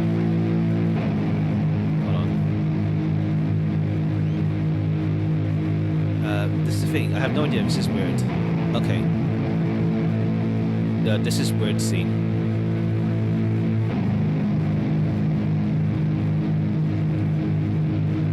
Alright, let's quickly get through back to the firefly hunting scene. Alright, then I'll make a save so that we're not just stuck. We're not stuck there. But yeah, this game is really short then.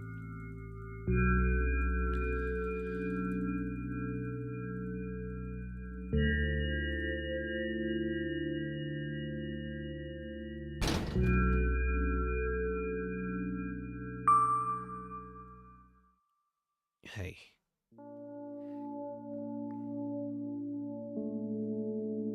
Right. Maybe we can just go through this. Why does your voice sound so grim? Judging by the pictures, the overdose side effects are the usual headaches, dizziness, exhaustion. Basically, nothing I can't handle by myself. That's right, I know how to do it. You didn't reply. Okay, then we go through this again.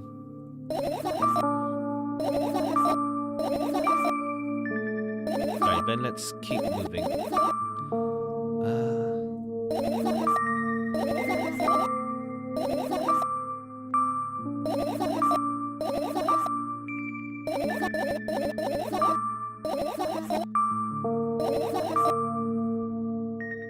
Go wash your face. Okay. We need to get to the. We need to just avoid that option that triggers the cutscene.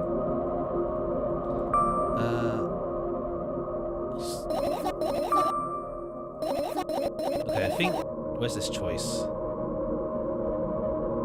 Let me just double check to make sure there's no other triggers. Do not collect. Do not go to the balcony. Do not collect fireflies. Sure. Do not trigger. Do not do that. Trigger the laptop full dialogue. Okay. Mirror ending. Collect the phone. Alright, cool. Yeah. The main thing is just to avoid to getting locked in the first ending. We just have to avoid the scene where that happens.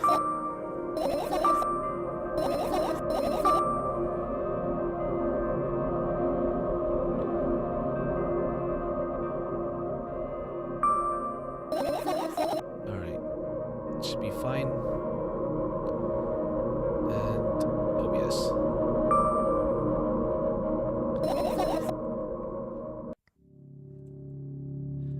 Alright, we've got to get through this intro then.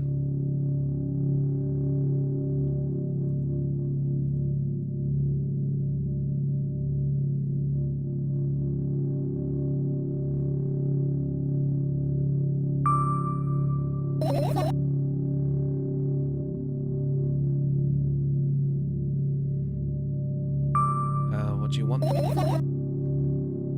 I think it's close to this point now where we have that cutscene, so we need to just make sure we don't activate it.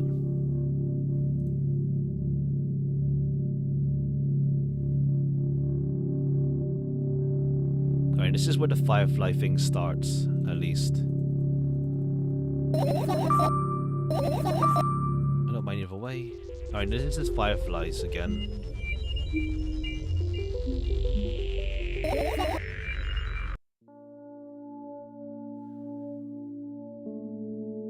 And let's see. Now start over. Does it bother you? Up to you. What do you mean? I think okay, we're at this point again, so we need to make sure we avoid the option.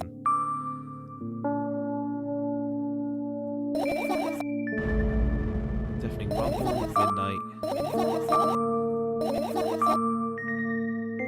What are you thinking about? Let me just do that. Instead of asking silly questions, help me find my fireflies.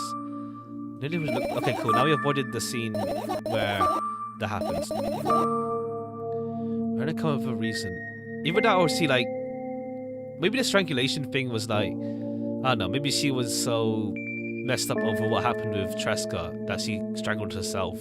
Maybe. I don't know. You don't have to tell me. Okay.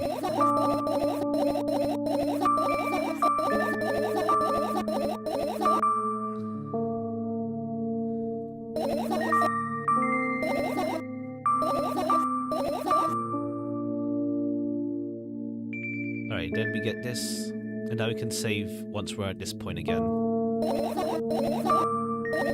Alright, now we go looking around. The first ending is, let's save game here. Alright, turns out there's a hidden secret here somewhere. Between the fan... Let's see. There's a hidden secret... They search for file hides between the fan and radio, lower right corner. There's a tiny scrap of paper that player can interact with. Oh, this thing.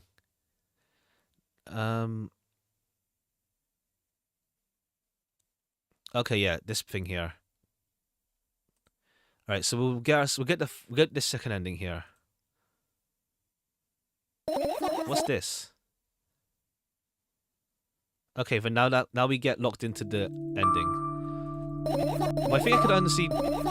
Oh, I see. I could have done. I just realized I could have done. I could have done like collect a few and then do, because you have to collect to get the other endings based on fireflies. You have to have collected all of them rather than some. So I could have just done when it says stop searching. Oh well, whatever.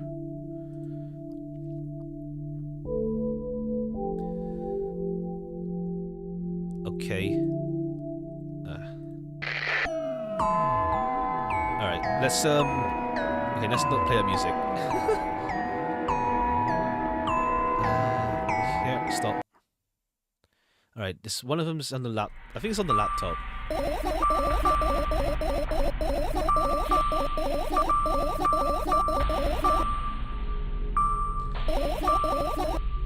All right. We don't need to have done the right option for that at least.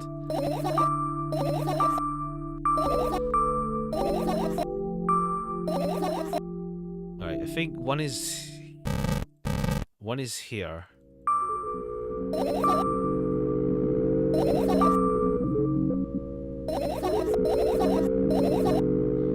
Okay.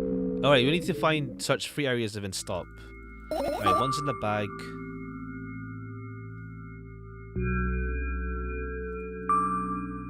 Yeah, one's in the bag here.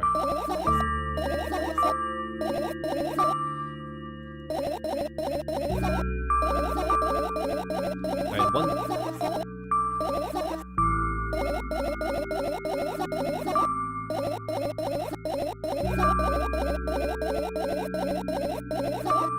Even that. Oh, maybe she hates milk so much because of the event with Tresca, and she got traumatized because of that. Maybe. Okay, then there's one here. Okay, that's 1, 2. That's okay. So we got 1, 2, 3. There's 5 of them, I think.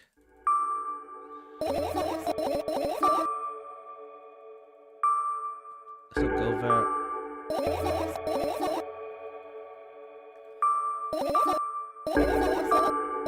Calm down. Alright, Venom. I think. Where else was it? I don't think it's in the vents though. If I'm correct, this is cockroaches there. Nothing in the light. Yeah, nothing in the light. In the vents. No. Here, I think it was. No, they're long dead. The clock, right.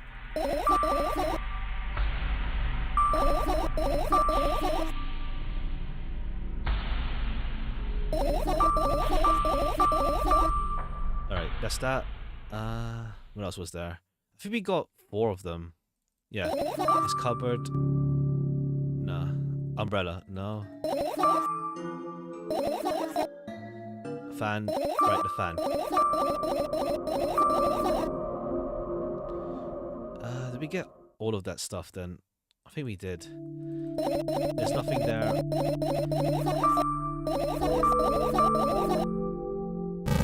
I think we jeez. Yeah, I think we got all the things anyway. Let's double check. I think that was 5. Oh, these pictures. 1, 2, 3. I think that's all of them now. I think that was 5 of them. We got the sleeping bag, the notebook, the fan, and then it was the laptop.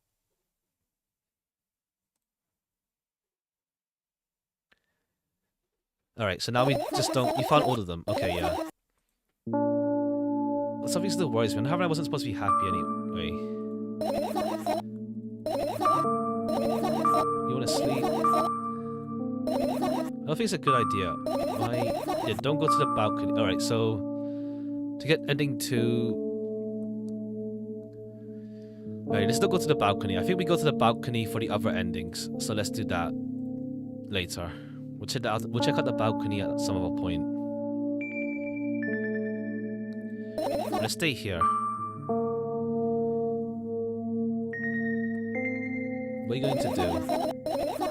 Going to sleep? You're going to tell our nighttime story. Was it really necessary? We'll see you tomorrow. Yes.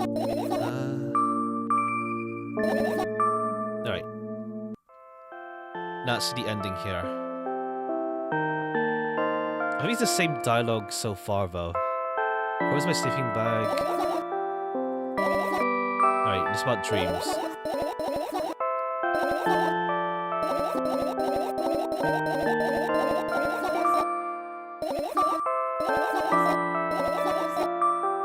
A bedtime story? Alright, and then now it's gonna be something else.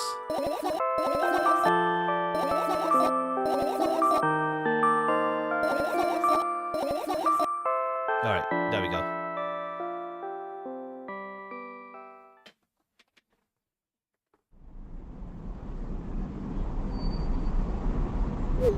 Hello, thanks for choosing our pizzeria.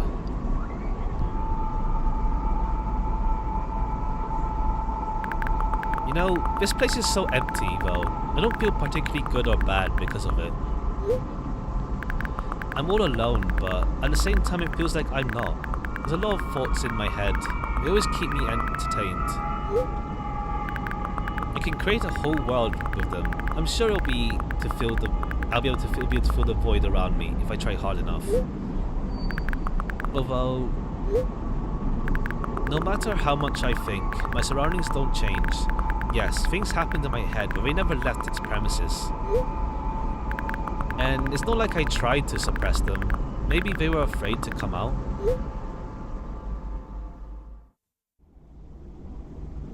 What kind of pizza would you like to order today? Anyway, there's so much space in my head that could be put to good use.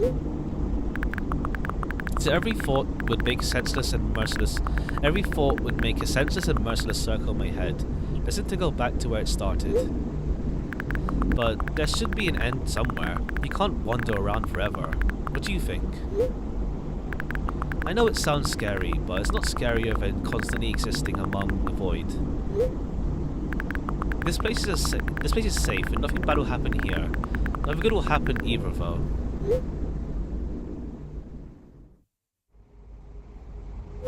Please note that we have a special offer right now. 3 pizzas for the price of 2. Yeah, there's probably nothing good in having the same thoughts over and over. What's the point of having them anyway? I could have escaped from here, but I feel like my thoughts aren't helping me at all. They should be shamed, probably. It's nobody's fault that I can't even see a door here. I could have seen it. I would have had it easier with one. I tried to find it. It turned out to be a waste of time. No matter where I look, it's not looking good. Pun not intended. And that strips me of the last bit of hope for salvation.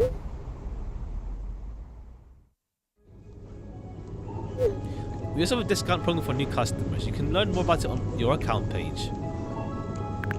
Don't you think that me being here is also a waste of time? What's the point of that?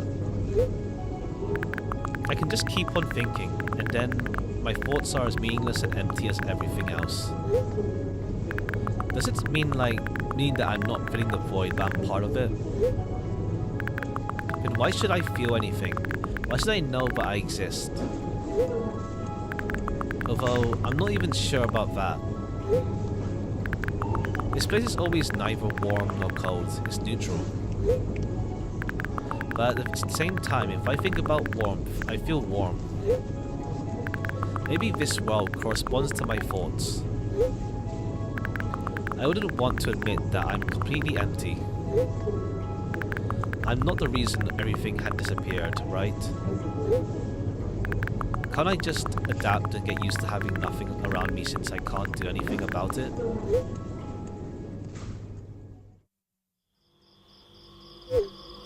Are you ready to make your order? Yes, that's right. I shouldn't care. It's empty here, and it makes me feel neither good nor bad. I'm all alone, but at the same time it feels like I'm not. Oh, that's kind of spooks me. There are a lot of thoughts in my head. They always keep me entertained. I can create a whole new world with them. This place is safe and nothing bad will happen here. Nothing good will happen either, though. Me being here is a waste of time. I don't feel the void. I'm part of it. It strips me of the last bit of hope for salvation. I shouldn't care. It's empty here, and it makes me feel neither good nor bad. It's nobody's fault that I can't even see a door here. What's the point in having one? I feel like nobody's helping me. I should feel ashamed. I wouldn't want to admit it, but I'm all alone here. I can't do anything about it.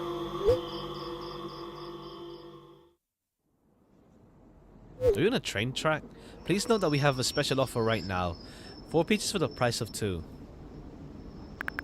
I don't care that this place is empty. You hear? I feel neither good nor bad. I'm all alone. Is this like her getting lost in her own thoughts now? My head is full of thoughts. They eclipse the world around me. This space is pretty cramped, but at least it's safe. Even though I'll never feel good here. Does that mean existing is a waste of time? I need to decide that my thoughts will help me. They'll lead me to the exit, and I'll be able to feel proud of myself. I'll be able to save myself. At the same time, I don't really care anymore. This place is empty, but it makes me feel neither good nor bad. I'm alone, but my head is full of thoughts. A whole world, one might say. If I try hard enough, I'll be able to fill all the void around me. Still, no matter how much I keep thinking, my surroundings don't change. Yes, something happened outside of my head, but what was it? There's not enough space for my thoughts. It's already filled with something else. Even if there's nothing around me, I'm still here. And my head is full of thoughts. If I try hard enough. So, the world isn't empty after all. I can't see anything.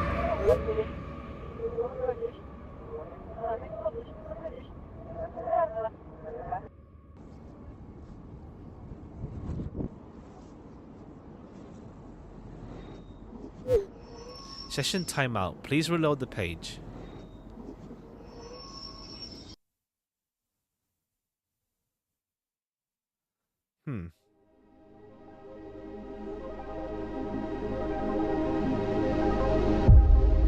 Right, I'm more lost on that ending, maybe.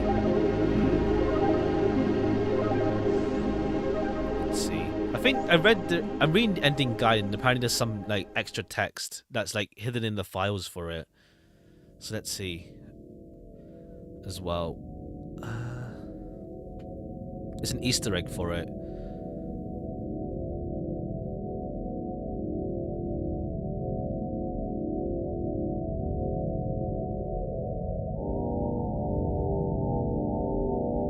Let me look for it. Hold on.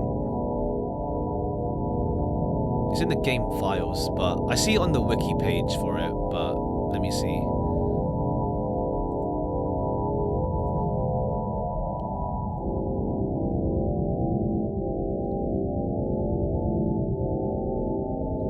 One sec. I think it does explains what is going on here. Well, that one at least.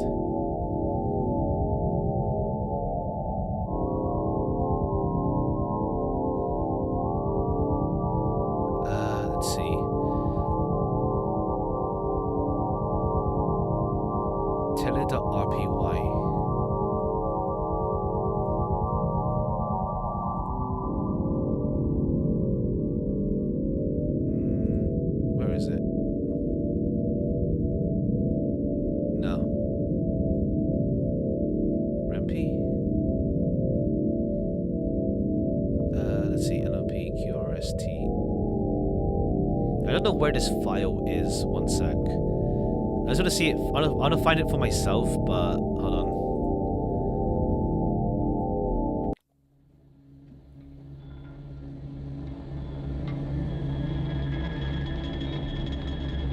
I don't know where it is.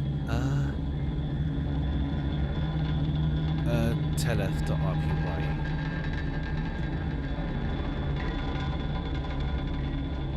I don't know where this file is. But, okay. I'm just seeing on the wiki for the ending guide, and it's there, so... Hold on. One sec. Let me read it at least then. Wait for the call and don't go away. I don't know if it was told to me or if I've been told it to them, but now I'm hostage to have a little dusty device. I'm sure that someone will call, but when? I don't have neither a watch nor just some basic sense of time. I need to be ready. What should I say when I pick up the phone? Hello? Hello? Hello? Perhaps, but what if I was considered rude? If I have to devote myself entirely to waiting for the call, it must be very important. I have to be respectful, yes. I will say good day. No sound around, there's nothing at all, just the phone. What's so special to tell a person that is in the middle of nowhere? Can't they just tell me a joke? No, it's an important call. But maybe it's a special joke, made especially for me. In that case, I have to appreciate it. Who needs to make up jokes for me? Who could have my number anyway? I don't want to talk to strangers and still no call. Maybe this person doesn't care about me, and they're calling for something else. But I'm alone here. There's nothing here. If I'm not right, you can't judge only by what you see, because there is something that can only be felt. For example, my thoughts. They tickle a little bit. They tickle my nerves. I'm beginning to doubt that anyone wanted to contact me at all. And if they did, what do they want to tell me? It seems that I now live only in expectation of something inevitable. What if in one moment, with the waiting, my life stops? What happens after that? Come to think of it, I'm fine though. But it's boring, a little. Yeah, I don't want it to be nothing or worse. Why should I wait for anyone at all if I can't get up and leave? I look around as a stupid idea, there's nothing around. Maybe sooner or later, I'll come to something. What if I'll be fine here? Okay, yeah. That explains what she's doing with the phone. She's pretty much waiting for a phone call and then gets lost in her thoughts throughout it. Or something like that.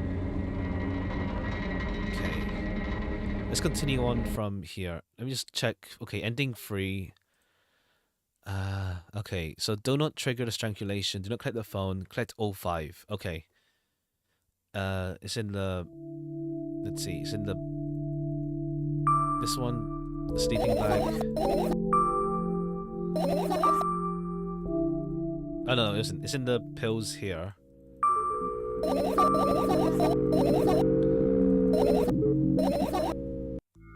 And the school bag.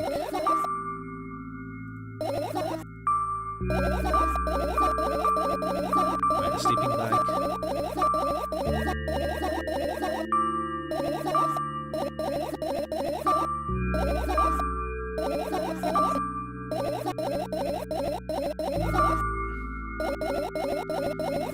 Nothing we need to go through to tell me about it again. It just gives some extra dialogue stuff, but let's see. Alright, we got the bag. I think we can save actually, because it's like there's no like yeah, we can save once we reach one of them. Next one is the papers. This one. Alright, we can save here now so that we don't have to go, we can just skip over. Alright, now we can do the let's see, we'll do the thing. Hold on one sec. Let me show the other one. The laptop one. Right, do not collect all of it, but trigger the laptop one. Okay.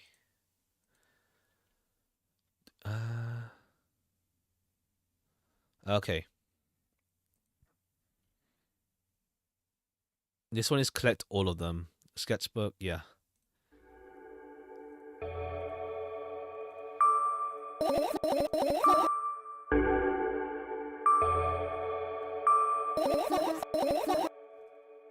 I think laptop and then...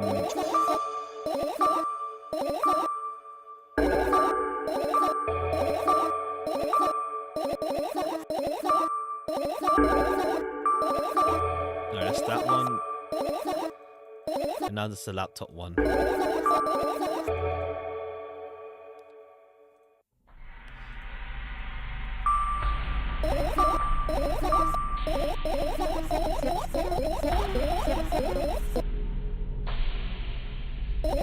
Alright, I think it's the last one, that's 5.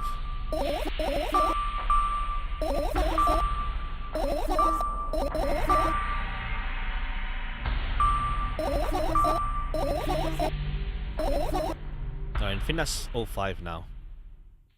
Yep. I found all the fireflies, and now we don't have to... Yeah, we didn't trigger the strangulation, so now we're fine. Let me just go to sleep now. We don't go to the balcony, just sleep. Like before. Okay, one sec. Where the heck? OBS.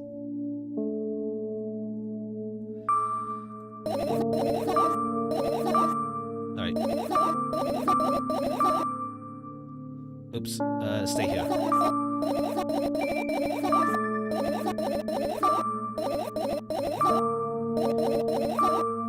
What is it?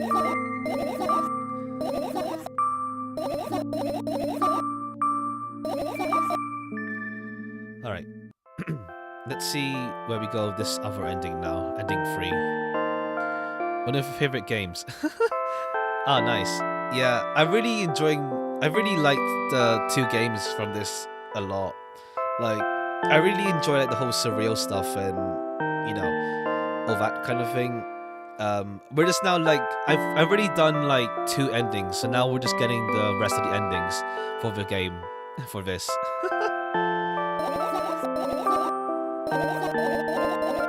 But yeah, I really like this game. I like the aesthetic for it and like how to say the surrealism to it as well and all that. Like it's not like fully clear, but I like trying to like figure out what the heck is going on or like what stuff means in this. But yeah, now we're just going through the endings now because we got the Tresca ending and the pizzeria ending. So now we have to just we're going through the rest of them.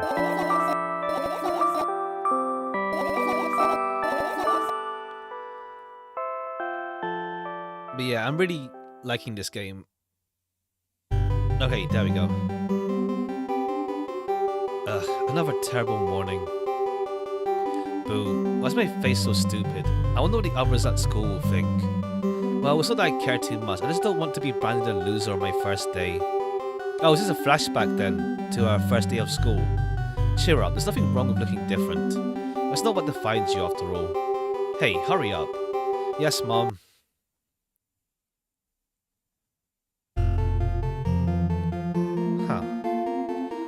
Another terrible morning. Boo, why's my face so stupid? I wonder what the others at school will think. Well, it's not that I care too much, I just don't want to be branded a loser on my first day. Huh. Cheer up, there's nothing wrong with looking different. It's not what defines you after all. Hey, hurry up. Yes, Mom. Ah. I love how dark the game is. It's really interesting, the game, and like honestly the dialogue is really nice as well. Like the chemistry between herself and the voice in her head. They have an interesting report, let's say. Another terrible morning. Boo, why's my face always so stupid? I wonder what the others at school will think. Well, it's not that I care too much, I just don't want to be branded a loser on my first day. Cheer up, there's nothing wrong with looking different. It's not what defines you after all. Hey, hurry up. Yes, Mom. Oh. Another terrible morning. Boo, why's my face so stupid? Only others at school will think. Well, it's not that I care too much, I just don't want to be branded a loser on my first day. Cheer up, there's nothing wrong with looking different. That's not what defines you after all. Hey, hurry up. Yes, Mom. I guess she has this feeling every single day. then when she goes to school. But why does she think it's the first day every time? Though, who knows? Another terrible morning. Boo. Why is my face so stupid? I don't know what the others at school will think. No, it's not that I care too much. I just don't want to be branded a loser my first day. Cheer up. There's nothing wrong with looking different. That's not what defines you after all. Hey, hurry up. Yes, Mum.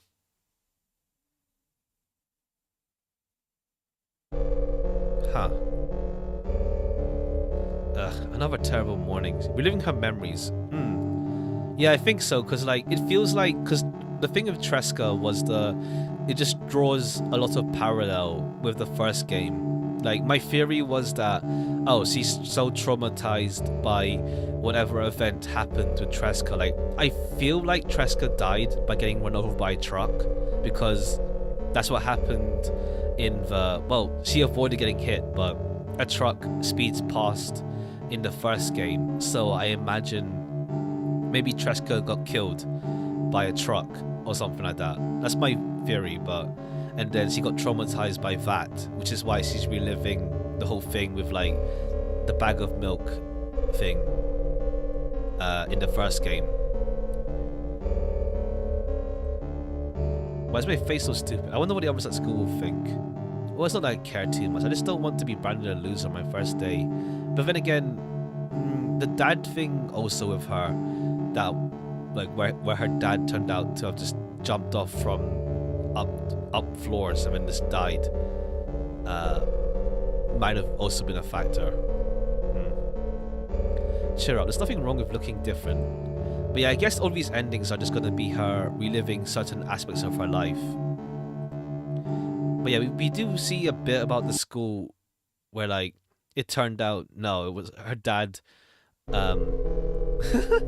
Her dad pretty much, like, she was just kicking and screaming, and then her dad brought her home, and then now she doesn't go to school anymore. What's it called? Right, like, but it's like underneath layers of repression. Because it's like first time was like, oh, everyone came home, it was all fine. Like he brought her home early. But it turns out, no, it was not exactly like that either. Like, oh yeah, we had dinner with my mom. No, she wasn't home either. You mean the morning? I'm not a morning person myself, honestly, either. I want to wake up early, like, because I don't want to waste the day, but I'm not great in the morning. Ugh, another terrible morning. Boo, why's my face so stupid? I don't know what the others at school will think. Well, it's not like I care too much. I just don't want to be branded a loser on my first day. Cheer up, there's nothing wrong with looking different. That's not what defines you after all. Hey, hurry up. Yes, Mum. Neither am I. I have insomnia, so it's hard to sleep. Ah, I see, yeah. For me, I have a decent time falling asleep. I don't have insomnia myself, but, what's it called? I'm more of a afternoon, night person myself. Afternoon, evening, I guess you could say. Another terrible morning. Boo, why is my face always so stupid? I don't know what the others at school will think. Oh, it's not that I care too much. I just don't want to be branded a loser my first day. Cheer up, there's nothing wrong with looking different. But I guess her dad is still alive when she goes. Yes, her dad has to still be alive at this point still. Anyway. Yeah. All right. But this game, like, what's it called? It knows how to use repetition as like a writing device for sure.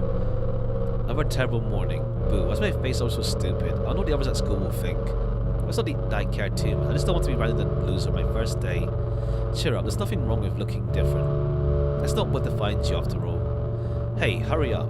Yes, Mom.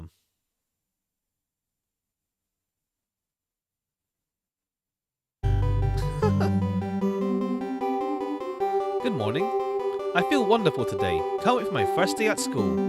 Hey, hurry up. Yes, Mom. Alright, cool. This is different now. Jeez. Oh, this is like, it reminds me of a painting. What's it called? Like, Rene Magritte, I think it was, where like, the guy's looking in the mirror, but it's the back of his head. I think it's Rene Magritte. I think it was. was.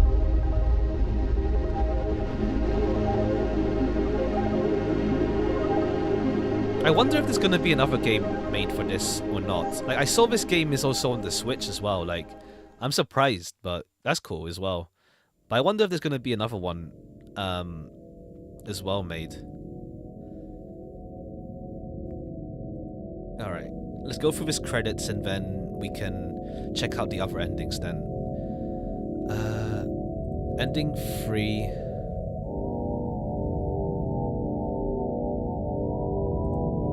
Ending 4 rather. We need to do the laptop, but don't get every firefly, but trigger the laptop dialogue and then go to the balcony.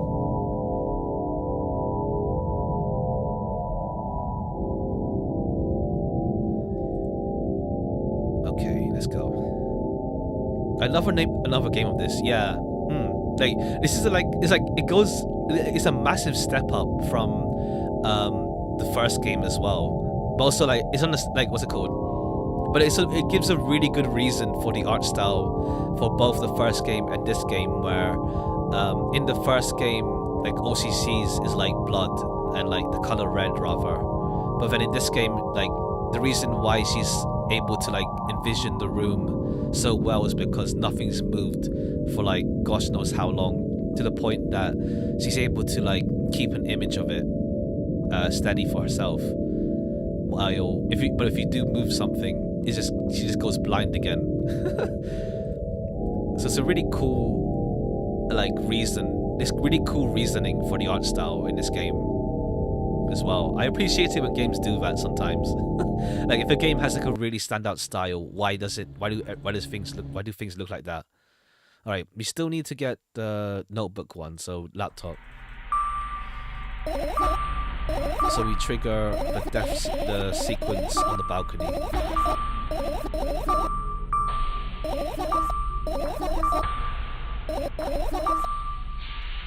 You're not returning to that subject anyway. And then we go through her hamster story.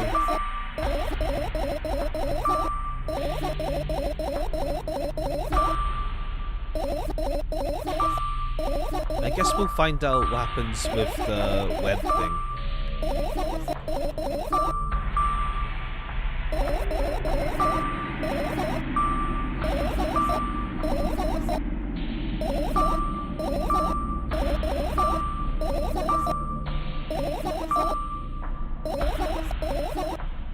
Alright, so now we get ending 4, so we need to go to the balcony. And we don't get every firefly.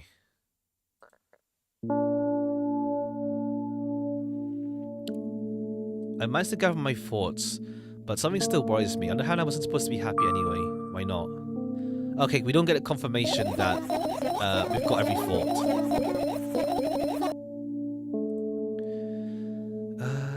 Yeah, kind of happiness. Then we go to the balcony. There's no way somebody cares about you that much. Just for a couple of minutes, okay? Alright, let's see what happens on the balcony.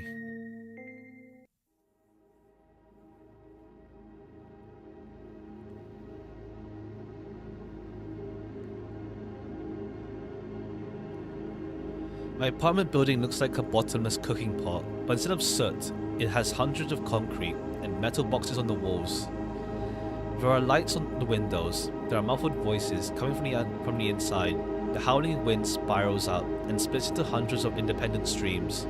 Seems like it wants to be heard by every person living there. It must feel so lonely, living in endless silence. Your apartment building is pretty weird, isn't it? I can see the horizon from the window before, and the buildings grew for miles in both directions. I guess at some point it circles around and closes on itself. Oh, it's the O as well there. The O is there. Nothing unusual about it. How do you feel? I definitely feel sometimes that there's more than enough. I feel like the aspect that you just brought up goes into depression. Since people with depression don't clean their rooms, which could explain why she actually able to know where everything is, and that's why she goes blind. Ah, true. That's one way of doing it, like organized mess. And then it's like organized mess, that sort of deal. Like, yeah, where people like they know where the things are, but if you like clean their room, they're like they don't know where anything is anymore because you just ended up messing up their room. And even if you tell them, oh, it's there somewhere, it's not there. Don't clean their True. It's like as a thing also like the first game makes a point to say to not diagnose the girls you know what her actual diagnosis is. It lets us like it leaves it open to like interpret it how we want. Like on one you could also you could say like depression or whatever she's having mentally, but like it's a really it's not like trying to hone in on one specific thing, or like it leaves it open up to your interpretation of like what does she have, or maybe in the end it doesn't matter what exactly she has, but it's more to do I think it's less that it doesn't matter exactly what exactly she has, but more what's going on with her rather than what she has exactly. There's more to do with the character versus whatever's going on with her, if that makes sense. I definitely feel sometimes that's more than enough. Probably multiple mental. In the end, though, it could be whatever. It's open to interpretation, or rather, it doesn't have to be zeroed in, I guess. Still, you're anxious, aren't you? Of course, more of I'm completely terrified. Was it that obvious? You're looking in every direction, but not up. Miss, I've already told you, haven't I? About what? Small stuff. Can small stuff make you terrified? It's hard to explain. I climb up the metal railing and let my legs hang down. I sneak short glances at the abyss from time to time. He replies with angry, cold breath. That's how we interact, like old friends. Sometimes I feel like the whole world pretends to be crazy, as if it's trying to make me believe in something that doesn't exist. That's weird, isn't it? Yes, but at the same time, it makes me feel a little bit happy. Everything around me was created for my sake, to deceive, trick, confuse me. If that's true, I guess I'm not so crazy myself. After all, I think the author is trying to allow people to have problems. Like, you can relate, or however, like, it's not just one thing solely, for sure. Or like, it's not a specific thing, rather. You're believing in this is the definition of craziness. Yeah, like, the whole world is centers around her. You're probably right. Another gust of wind blasts against the pot's walls, smashing the glass to dust and blowing away the concrete crust. I, on the other hand, feel a gentle breeze that only ruffles my hair. I still haven't come with a cold word. You're the one to remember your promise. You don't need a cold word anymore. I don't like when this happens. I want to remember certain things only when I want to. Nonetheless, you've made that promise. Now keep it. You need to keep in mind that from this moment on, every word will bring me pain. I bend down and imagine falling into the abyss. I have exactly 2 minutes before I reach my end.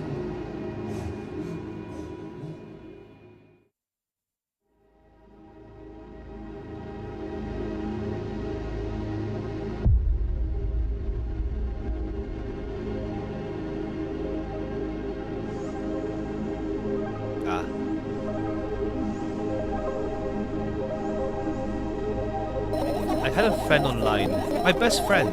Even the combination of letters he used instead of his name wasn't that cool. Relatable.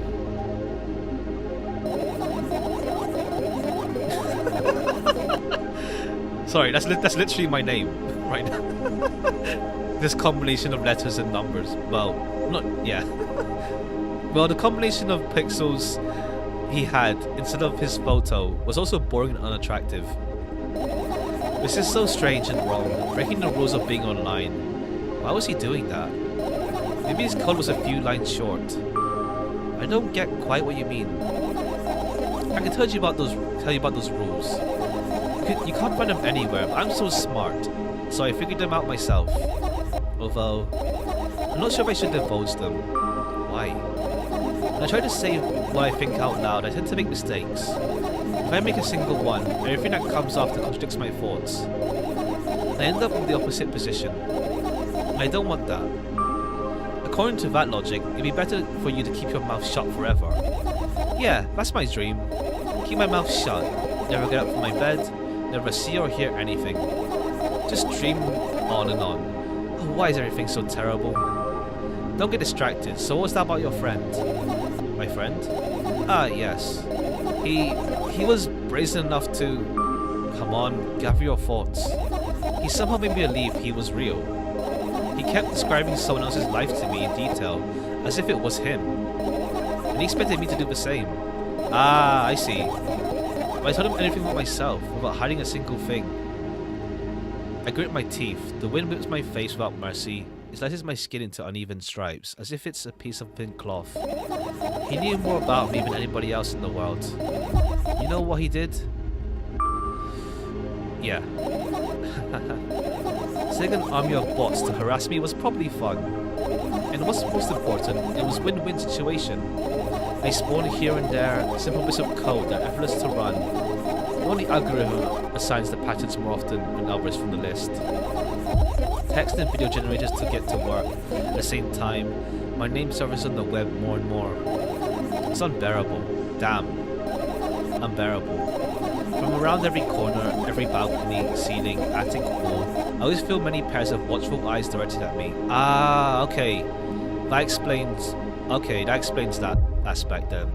Why she always feels she's being watched with eyes and stuff. And now they watch me from the screens too. But I'll put an end to it. I decided a long time ago. Though, maybe I only decided that my body finally crashes into the ground, smashing into millions of tiny pieces like porcelain. I'm cold. Let's go back inside.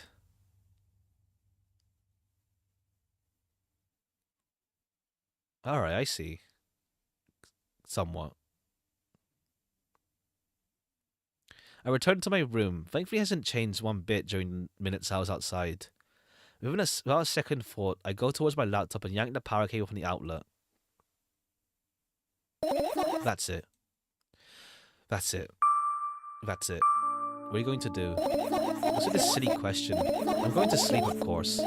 Hoping that tomorrow will only come after a year or a decade. Imagining myself to be outside of my mortal shell, at the same time still being me.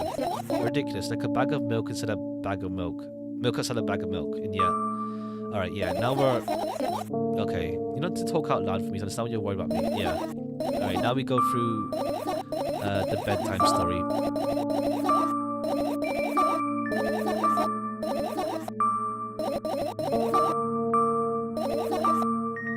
Alright. Let's see what this ending gives us.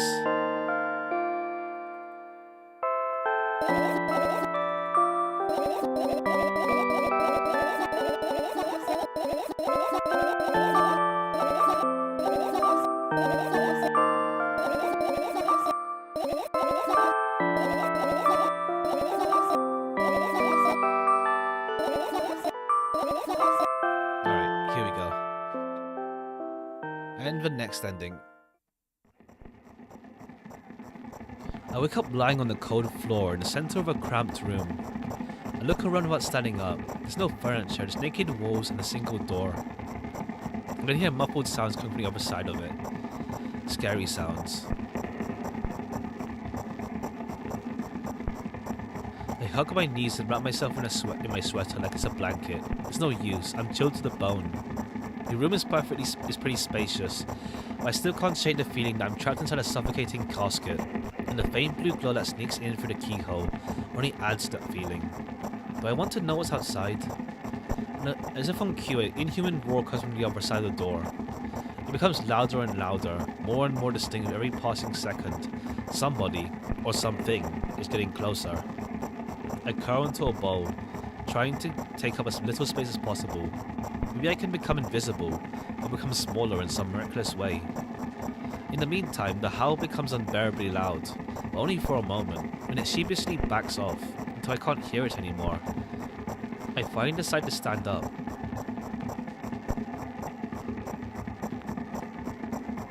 After I do that, I hear another strange sound. It's coming from right above me now. The ceiling moves upwards, squeaking. Small debris is falling on my head. I squint a little, then raise my hand, trying to touch the ceiling, but it suddenly starts to rise quicker and instantly disappears into the darkness. I'm not in a casket anymore. Well, it wasn't exactly a casket now. It was a well, in the form of a casket. The room becomes darker and colder. I have to do something at some point. Hours pass. I frantically run from one wall to another, delirious. The walls will run away from me, making the already spacious room even bigger. In the end, I stand amidst endless darkness, and only the door is watching me with its eye. I kept purposely avoiding it. I sometimes hear horrifying rustles and howls on the outside. Hey there, welcome to the stream. However, I don't even have a choice anymore.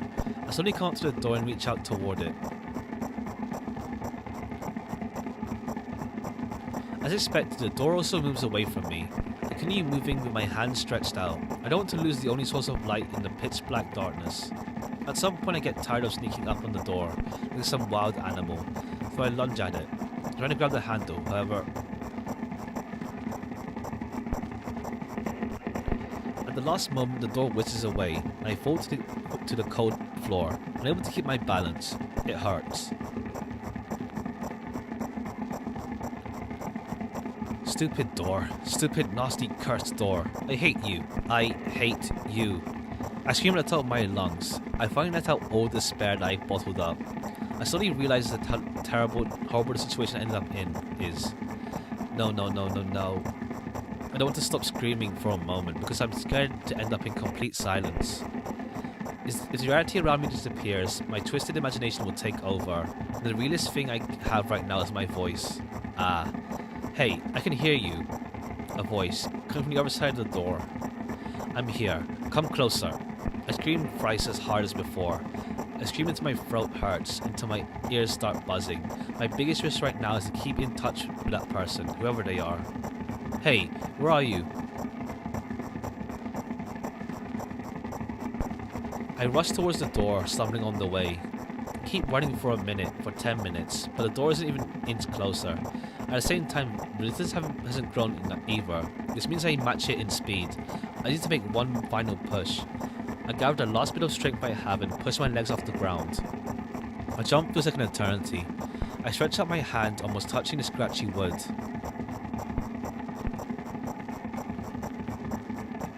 I dive face first onto the ground with ridiculous speed. I stay at least 30 feet like that and thanks to inertia, leaving behind a bloody trail. My hand is still outstretched, trying to grab empty space. Tears stream down my face, making the numerous scratches burn. I try to wipe them, but I scream and yank my hand away the moment I touch my face. My lips and nose are now a mushy mess. Somebody help. The other side of the door is completely silent. The silence reigns for an excruciatingly long time. However, at some point that silent torture ends. Hey, I can see you.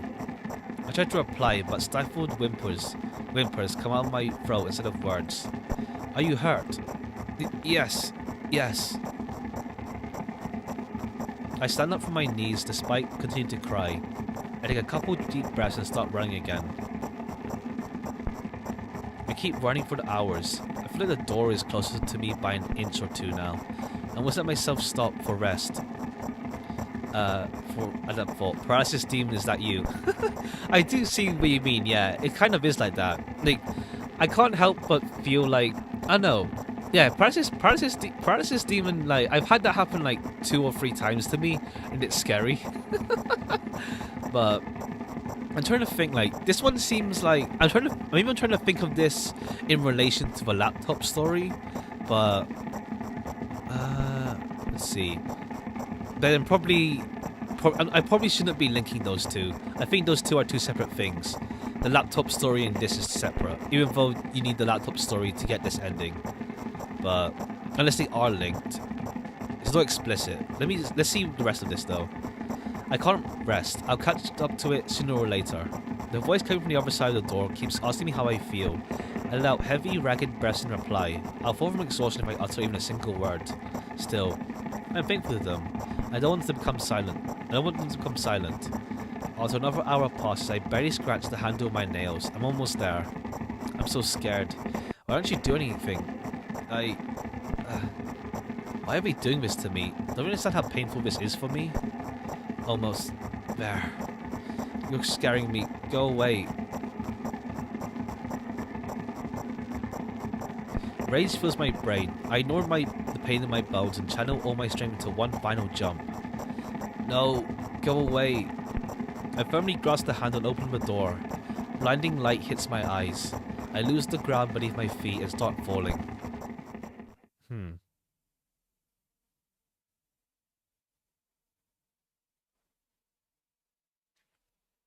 I'm lying face down in the grass. I smell water, earth, and the dampness of the night, and grass, of course. The wind tickles the back of my head. It howls and jumps around relentlessly. Lying down like this is unpleasant and rude when nature is so alive around me, with sounds, and I'm pretty sure colours too. I stand up full of anticipation. I see an endless field, a clear sky without a single star, and a pale moon somewhere very, very far away. I shake my head and try to focus my eyes on anything, but to no avail. My surroundings are just too vast. I feel dizzy.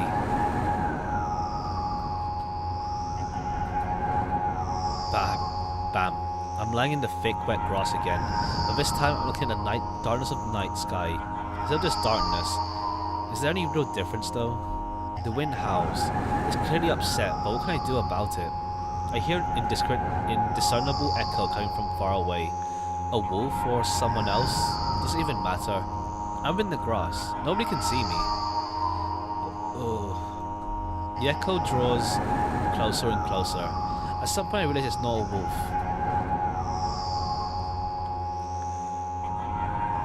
I jump up and start turning my head in panic. Where is that sound coming from? I haven't said that out loud, but I got an instant reply. Ooh. Okay, this is also more to do with the, why she's so scared of that. Maybe. Hey, I can hear you. The voice runs across the field, mixing with the rustle of grass and the howls of the wind. It feels like it's about to get absorbed by them, but... Oh. Hey, where are you? Oh.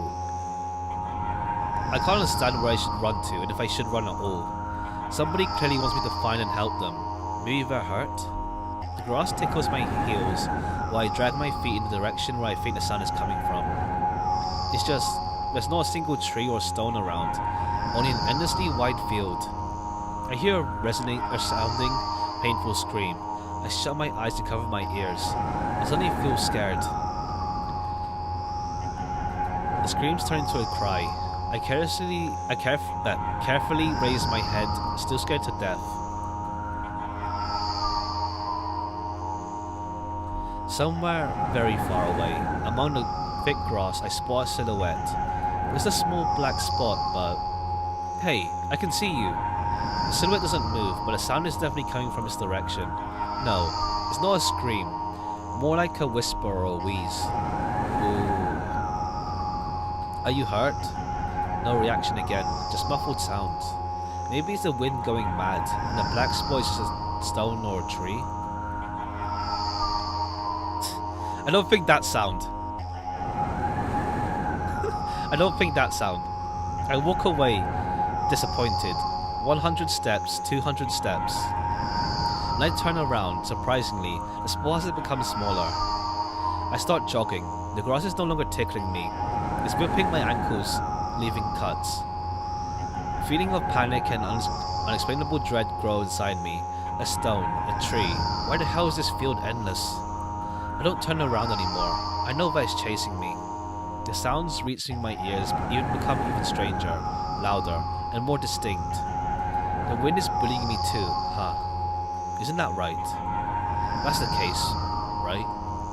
Finally I stop. I ran out of breath. I'm at the brink of dying. At least, I think so. Ooh.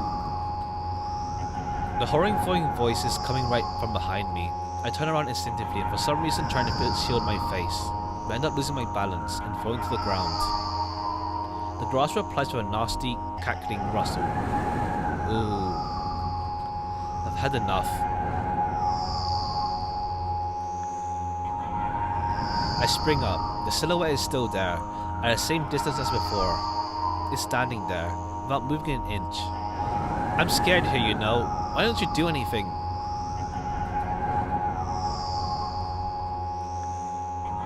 The silhouette trembles and then starts slowly gliding towards me, followed by new sounds, wheezes, moans. Fear shackles me. I can only stand and watch the approaching black spot. My lips are parched. I speak in a voice I don't recognize. You're scaring me. Go away. Oh. After that, the spot expands rapidly, and in the blink of an eye, most of the sky and field is consumed by sticky, cold darkness. Paralysis finally lets my body go, and I immediately sprint away. Oh. I run so fast that the grass turns into a dark green mush under my feet. I slip and fall, run again. Ooh. Ooh. No, no, no, no, no. Ooh.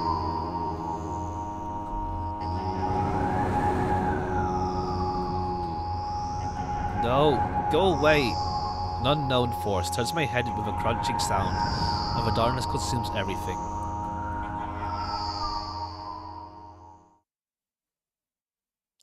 I wake up on the cold floor in the center of a cramped room. I look around without standing up. There's no furniture, just naked walls.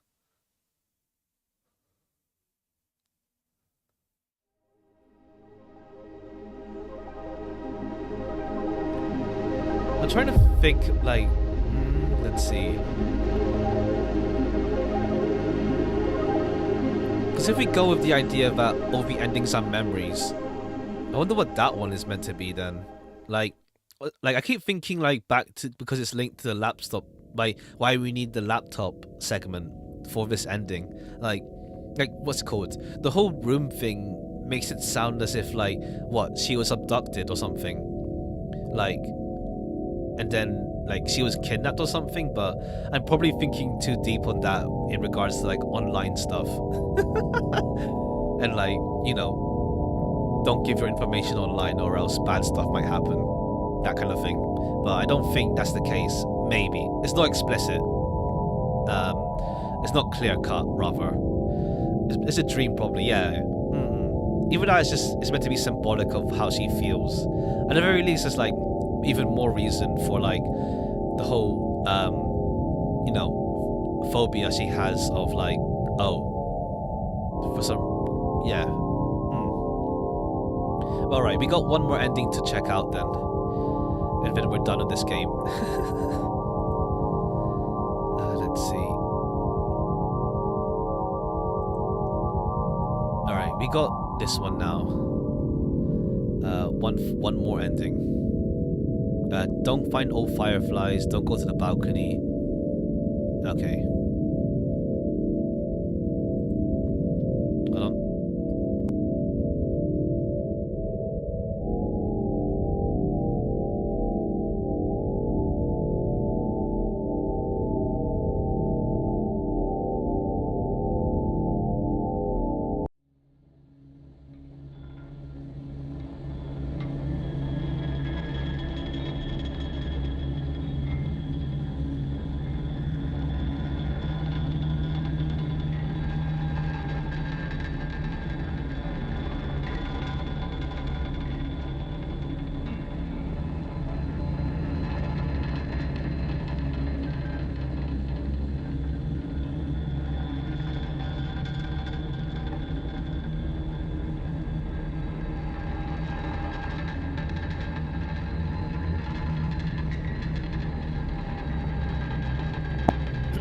Alright, let's check out this last ending then.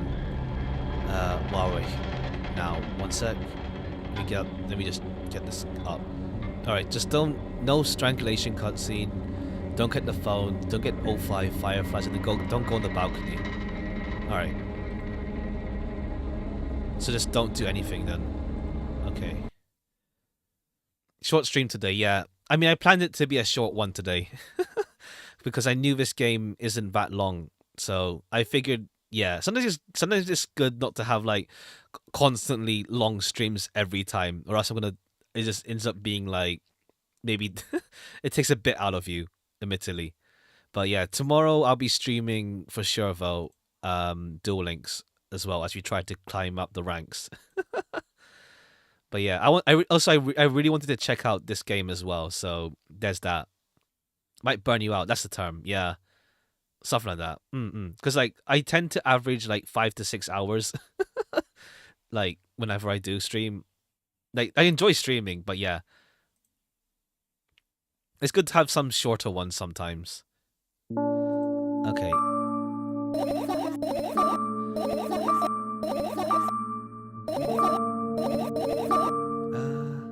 Alright, let's stay here then. Yeah, and then we have this final part.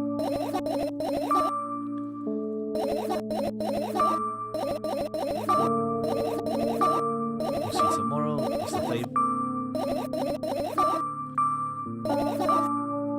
Alright, let's see this other ending now.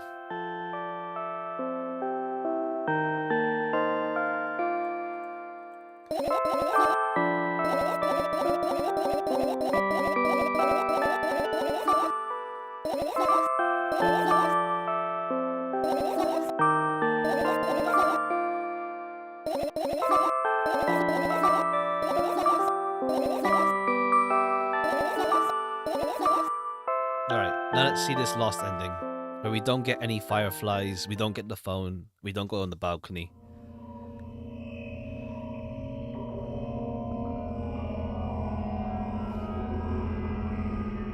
I wake up and immediately lose consciousness from horror. A thin metal stairway snakes around a giant column, disappearing into the darkness. I press myself into the cold wall and pray that I freeze into it. This feeling. I know I spent a couple hours or days here, but I don't know how high the column is. I don't know whether I'm going up or down.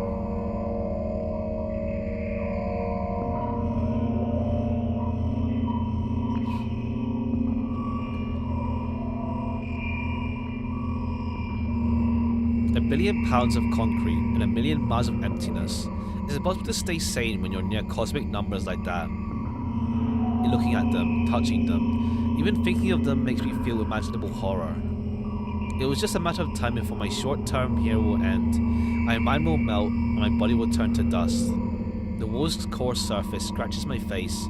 The steps under my feet hum in the wind, eager to escape the concrete's clutches and dive into the abyss along with me. But I'll stay here. I'll stay here without going anywhere. I won't even open my mouth. My every word will be swallowed up by the abyss. I won't take a single step. Why would I? To find out where the stairway abruptly ends? It's so meaningless.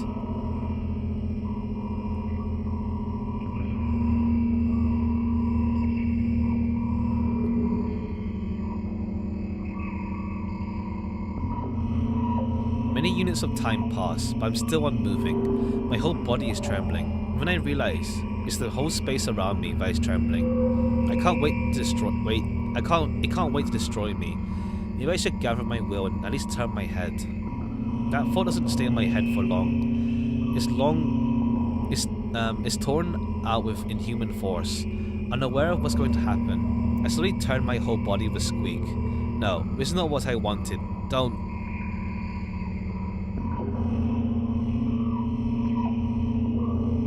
Amongst the silence sings a lonely colossus, unmoving. Until the music stops, the bridge across the dark abyss cannot be seen.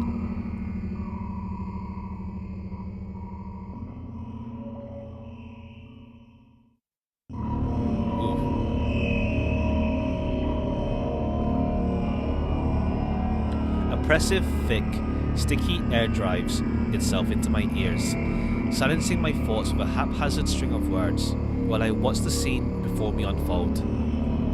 Hundreds of giant concrete structures, just like mine, spread in tiny rows endlessly in all directions. Stairways wrap around them like vines.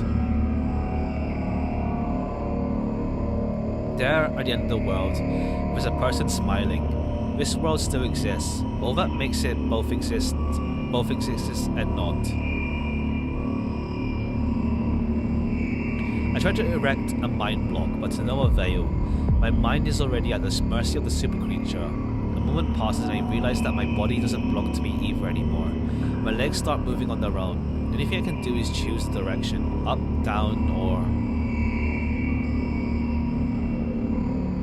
crowd notices blood on Wozek's hands. He runs away. Mendel appears. He has nothing human about him, apart from his excessive grace and hidden elegance. He walks out to the center of the stage. First at a big hit, Mendel. That name sounds familiar. Who's Mendel again? Like, not from the game, but is it like a composer? Or maybe I'm imagining it. Mendel sounds familiar. Oh, no. No, I think I'm imagining it then. Yeah, no. Alright, whoever the heck Mendel is then.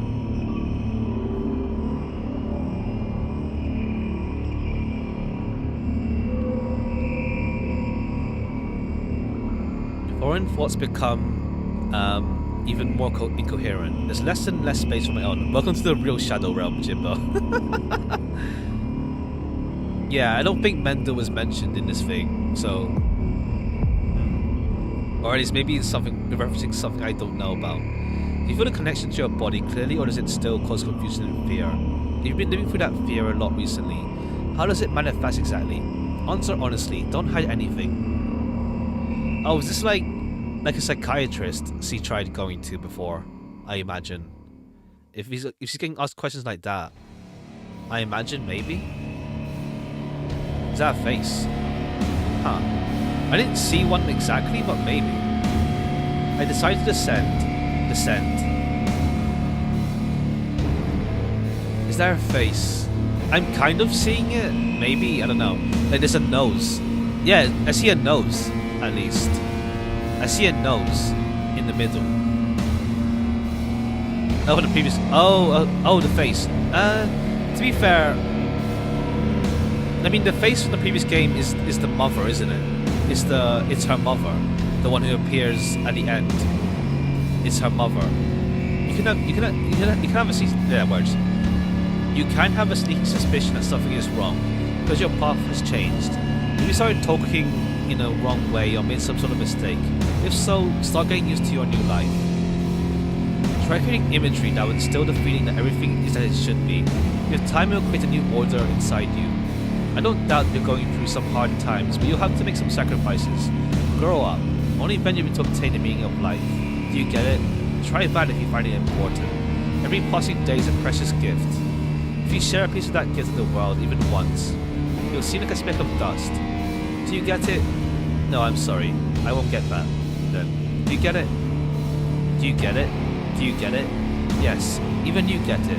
When you notice how people look at themselves in the mirror, when you look at your own reflection and realize it exists in reality, do you understand how exactly it exists? I feel like it might be like a psychologist sort of thing. Maybe. But it sure isn't exactly helping.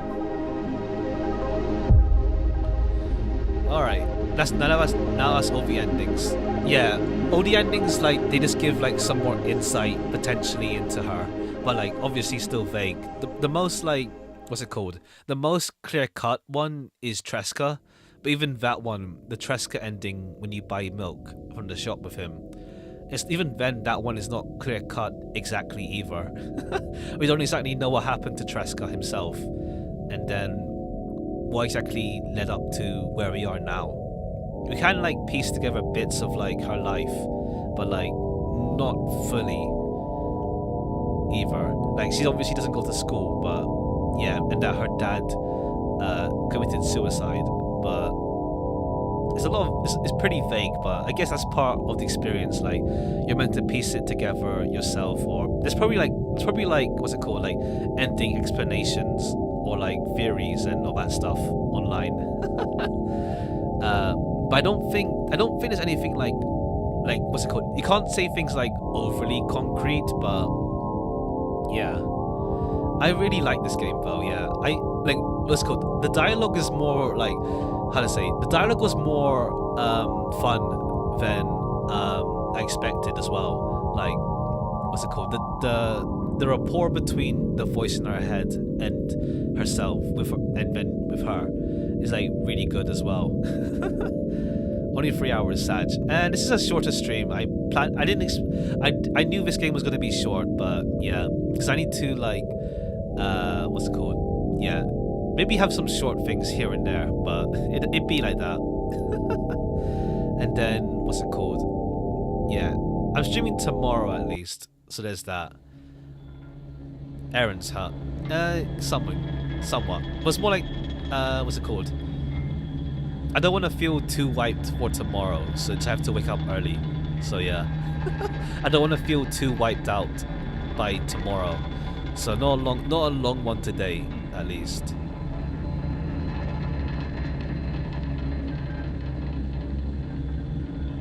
Let's see. But yeah, I'm looking forward to see if like if the creator of this makes more, continues on with this or not. Let's see. Yeah, I'm curious to see if they make more of this or not.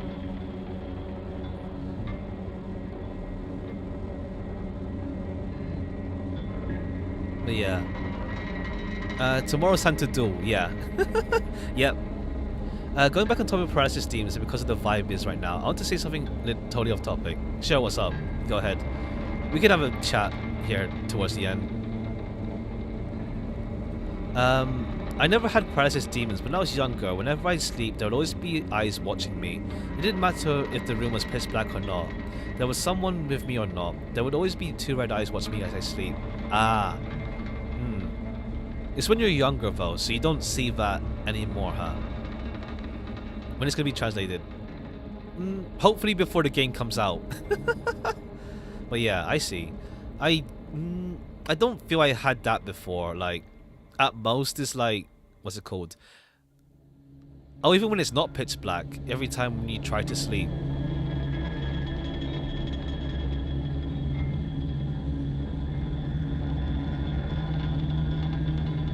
The thing is,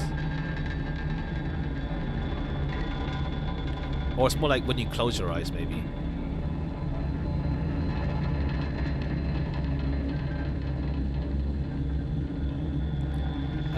Where you used to live was the same. Ah, maybe linked to that then, I guess.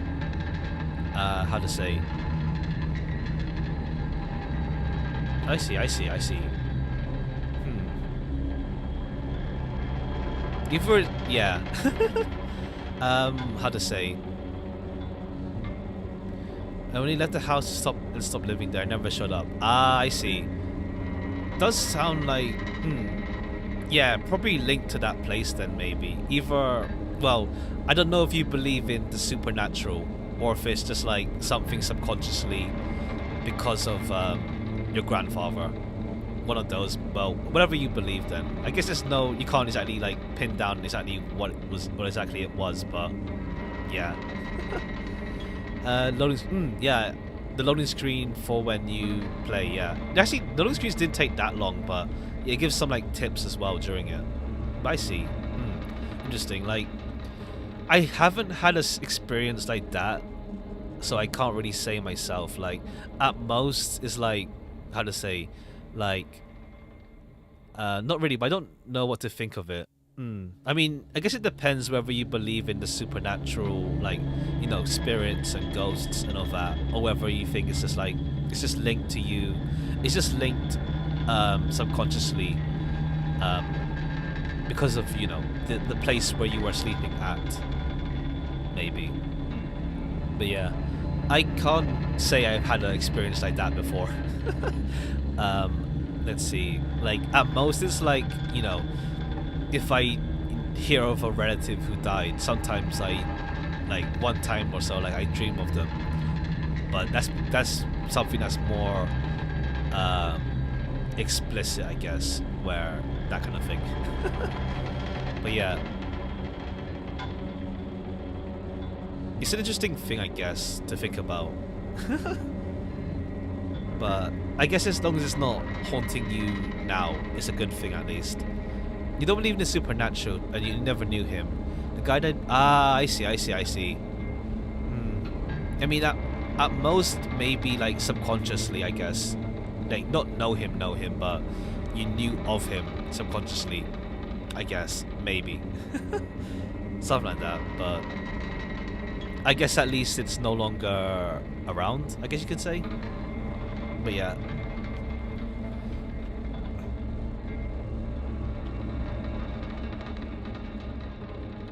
one sec.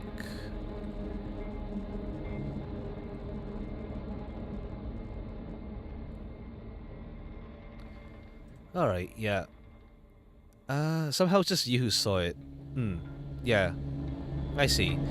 Well, it's an interesting experience, I guess. Is there anything you want to quickly talk about? Oh, yeah, sure, don't worry about it.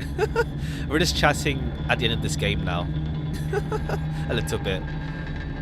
Let's see. But yeah, I want to play more like shorter like games as well. Like, what's it called? I've been meaning to play this game. Not this one, but what's it called? I think not really similar, but like also text based. Since yeah, I want to play like Mr. Rainer's Solve It service at some point. Like, it's the same creator as Hello Charlotte, and I want to play that at some point. I just haven't got around to it. Yet. Ever played a game called One Shot? Yep. It's the first game I ever streamed. Well, second game technically, third game technically. It's but yeah, it's one of my earliest streams I've ever done. I really liked One Shot, so yeah. Yeah, One Shot was really cool. I really liked it. Also, the way it played around with you know, like it was really meta with the files and stuff. You beat me to it then. It was one of the first ones I streamed. Like, and also like RPG Maker games. I've played a fair bunch of them here and there, but let's see.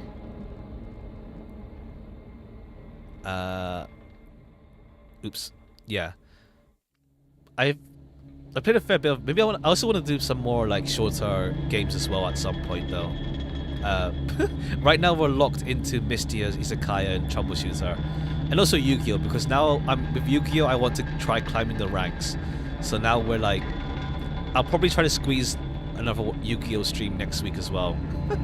Next week I'm pretty busy in the weekend, but I'll see what I can squeeze in during the weekday as well.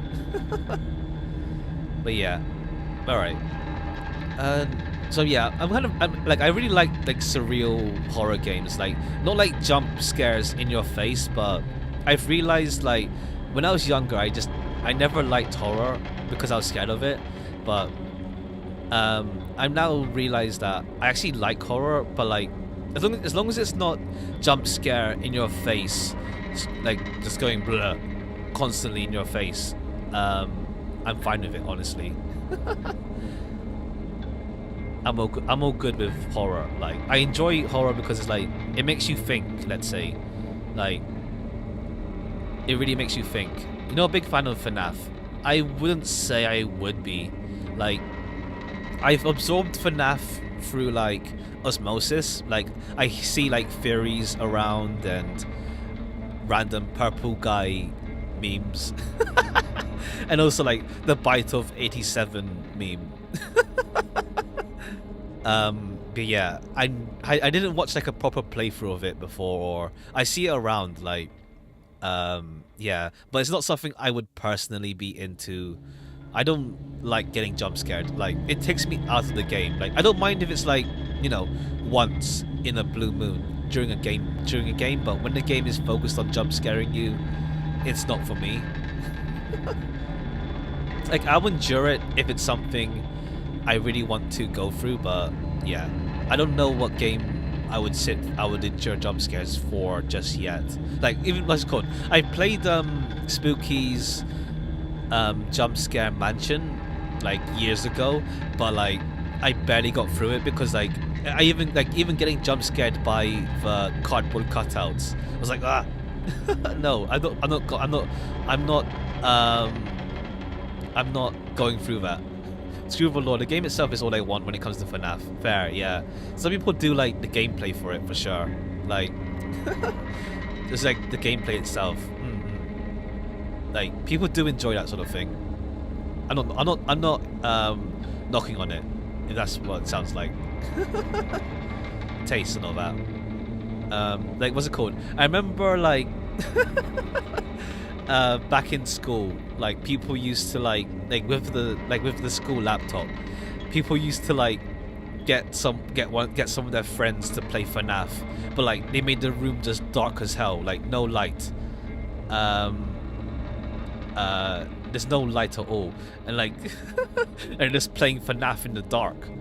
But then it's like one time the teacher just came in and just like they just got pissed, like, what are you doing? But yeah, with the delay, yeah, fair. I put like ultra low latency for my stream, but even then, yeah,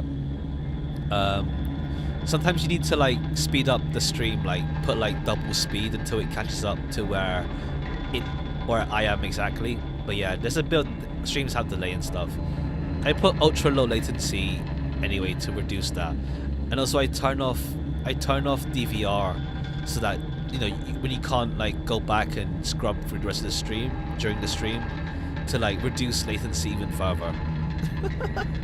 But yeah, all right, let's go for 1 more minute so we can get a clean 3 hours 30. Or we just sit here in silence as we wait for 1 minute. But yeah, I'll probably sprinkle in, maybe not next week, but maybe not next week, but the week after next week, I'll sprinkle in a shorter game as well. It was fun chatting and watching, mate. Cheers. Yeah, thanks for coming by and watching and like chatting as well. I appreciate it. Thank you. Have a great one. You too. But yeah, I'll probably look around to like put in like in between Troubleshooter and Mistia to have like a short game, like a game like I did it before, but I haven't done it recently. Like when I was doing Odin Sphere and Somnian Files, it was like those 2 games only for like a couple weeks without anything in between. So having something else in between helps out as well. I love supporting new creators. Oh, cheers. Yeah, it's only been like a year since I started streaming. Well, it's been more than a year slightly. Like I started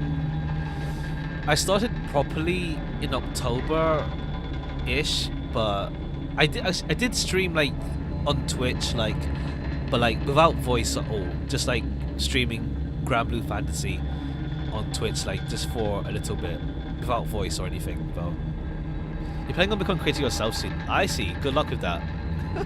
Have fun with it as well. Yeah. Enjoy as well. All right. We'll call it a day here, so catch you next time then. Alright, catch you next time. I'll be streaming Yu-Gi-Oh! Tomorrow, unless I end up not being able to. And then Sunday, it depends how things will be if I'm available. If I'm available on Sunday, I'll stream then as well. Either continuing Mistia or Troubleshooter. We'll see. Alright, catch you then. Bye bye for now.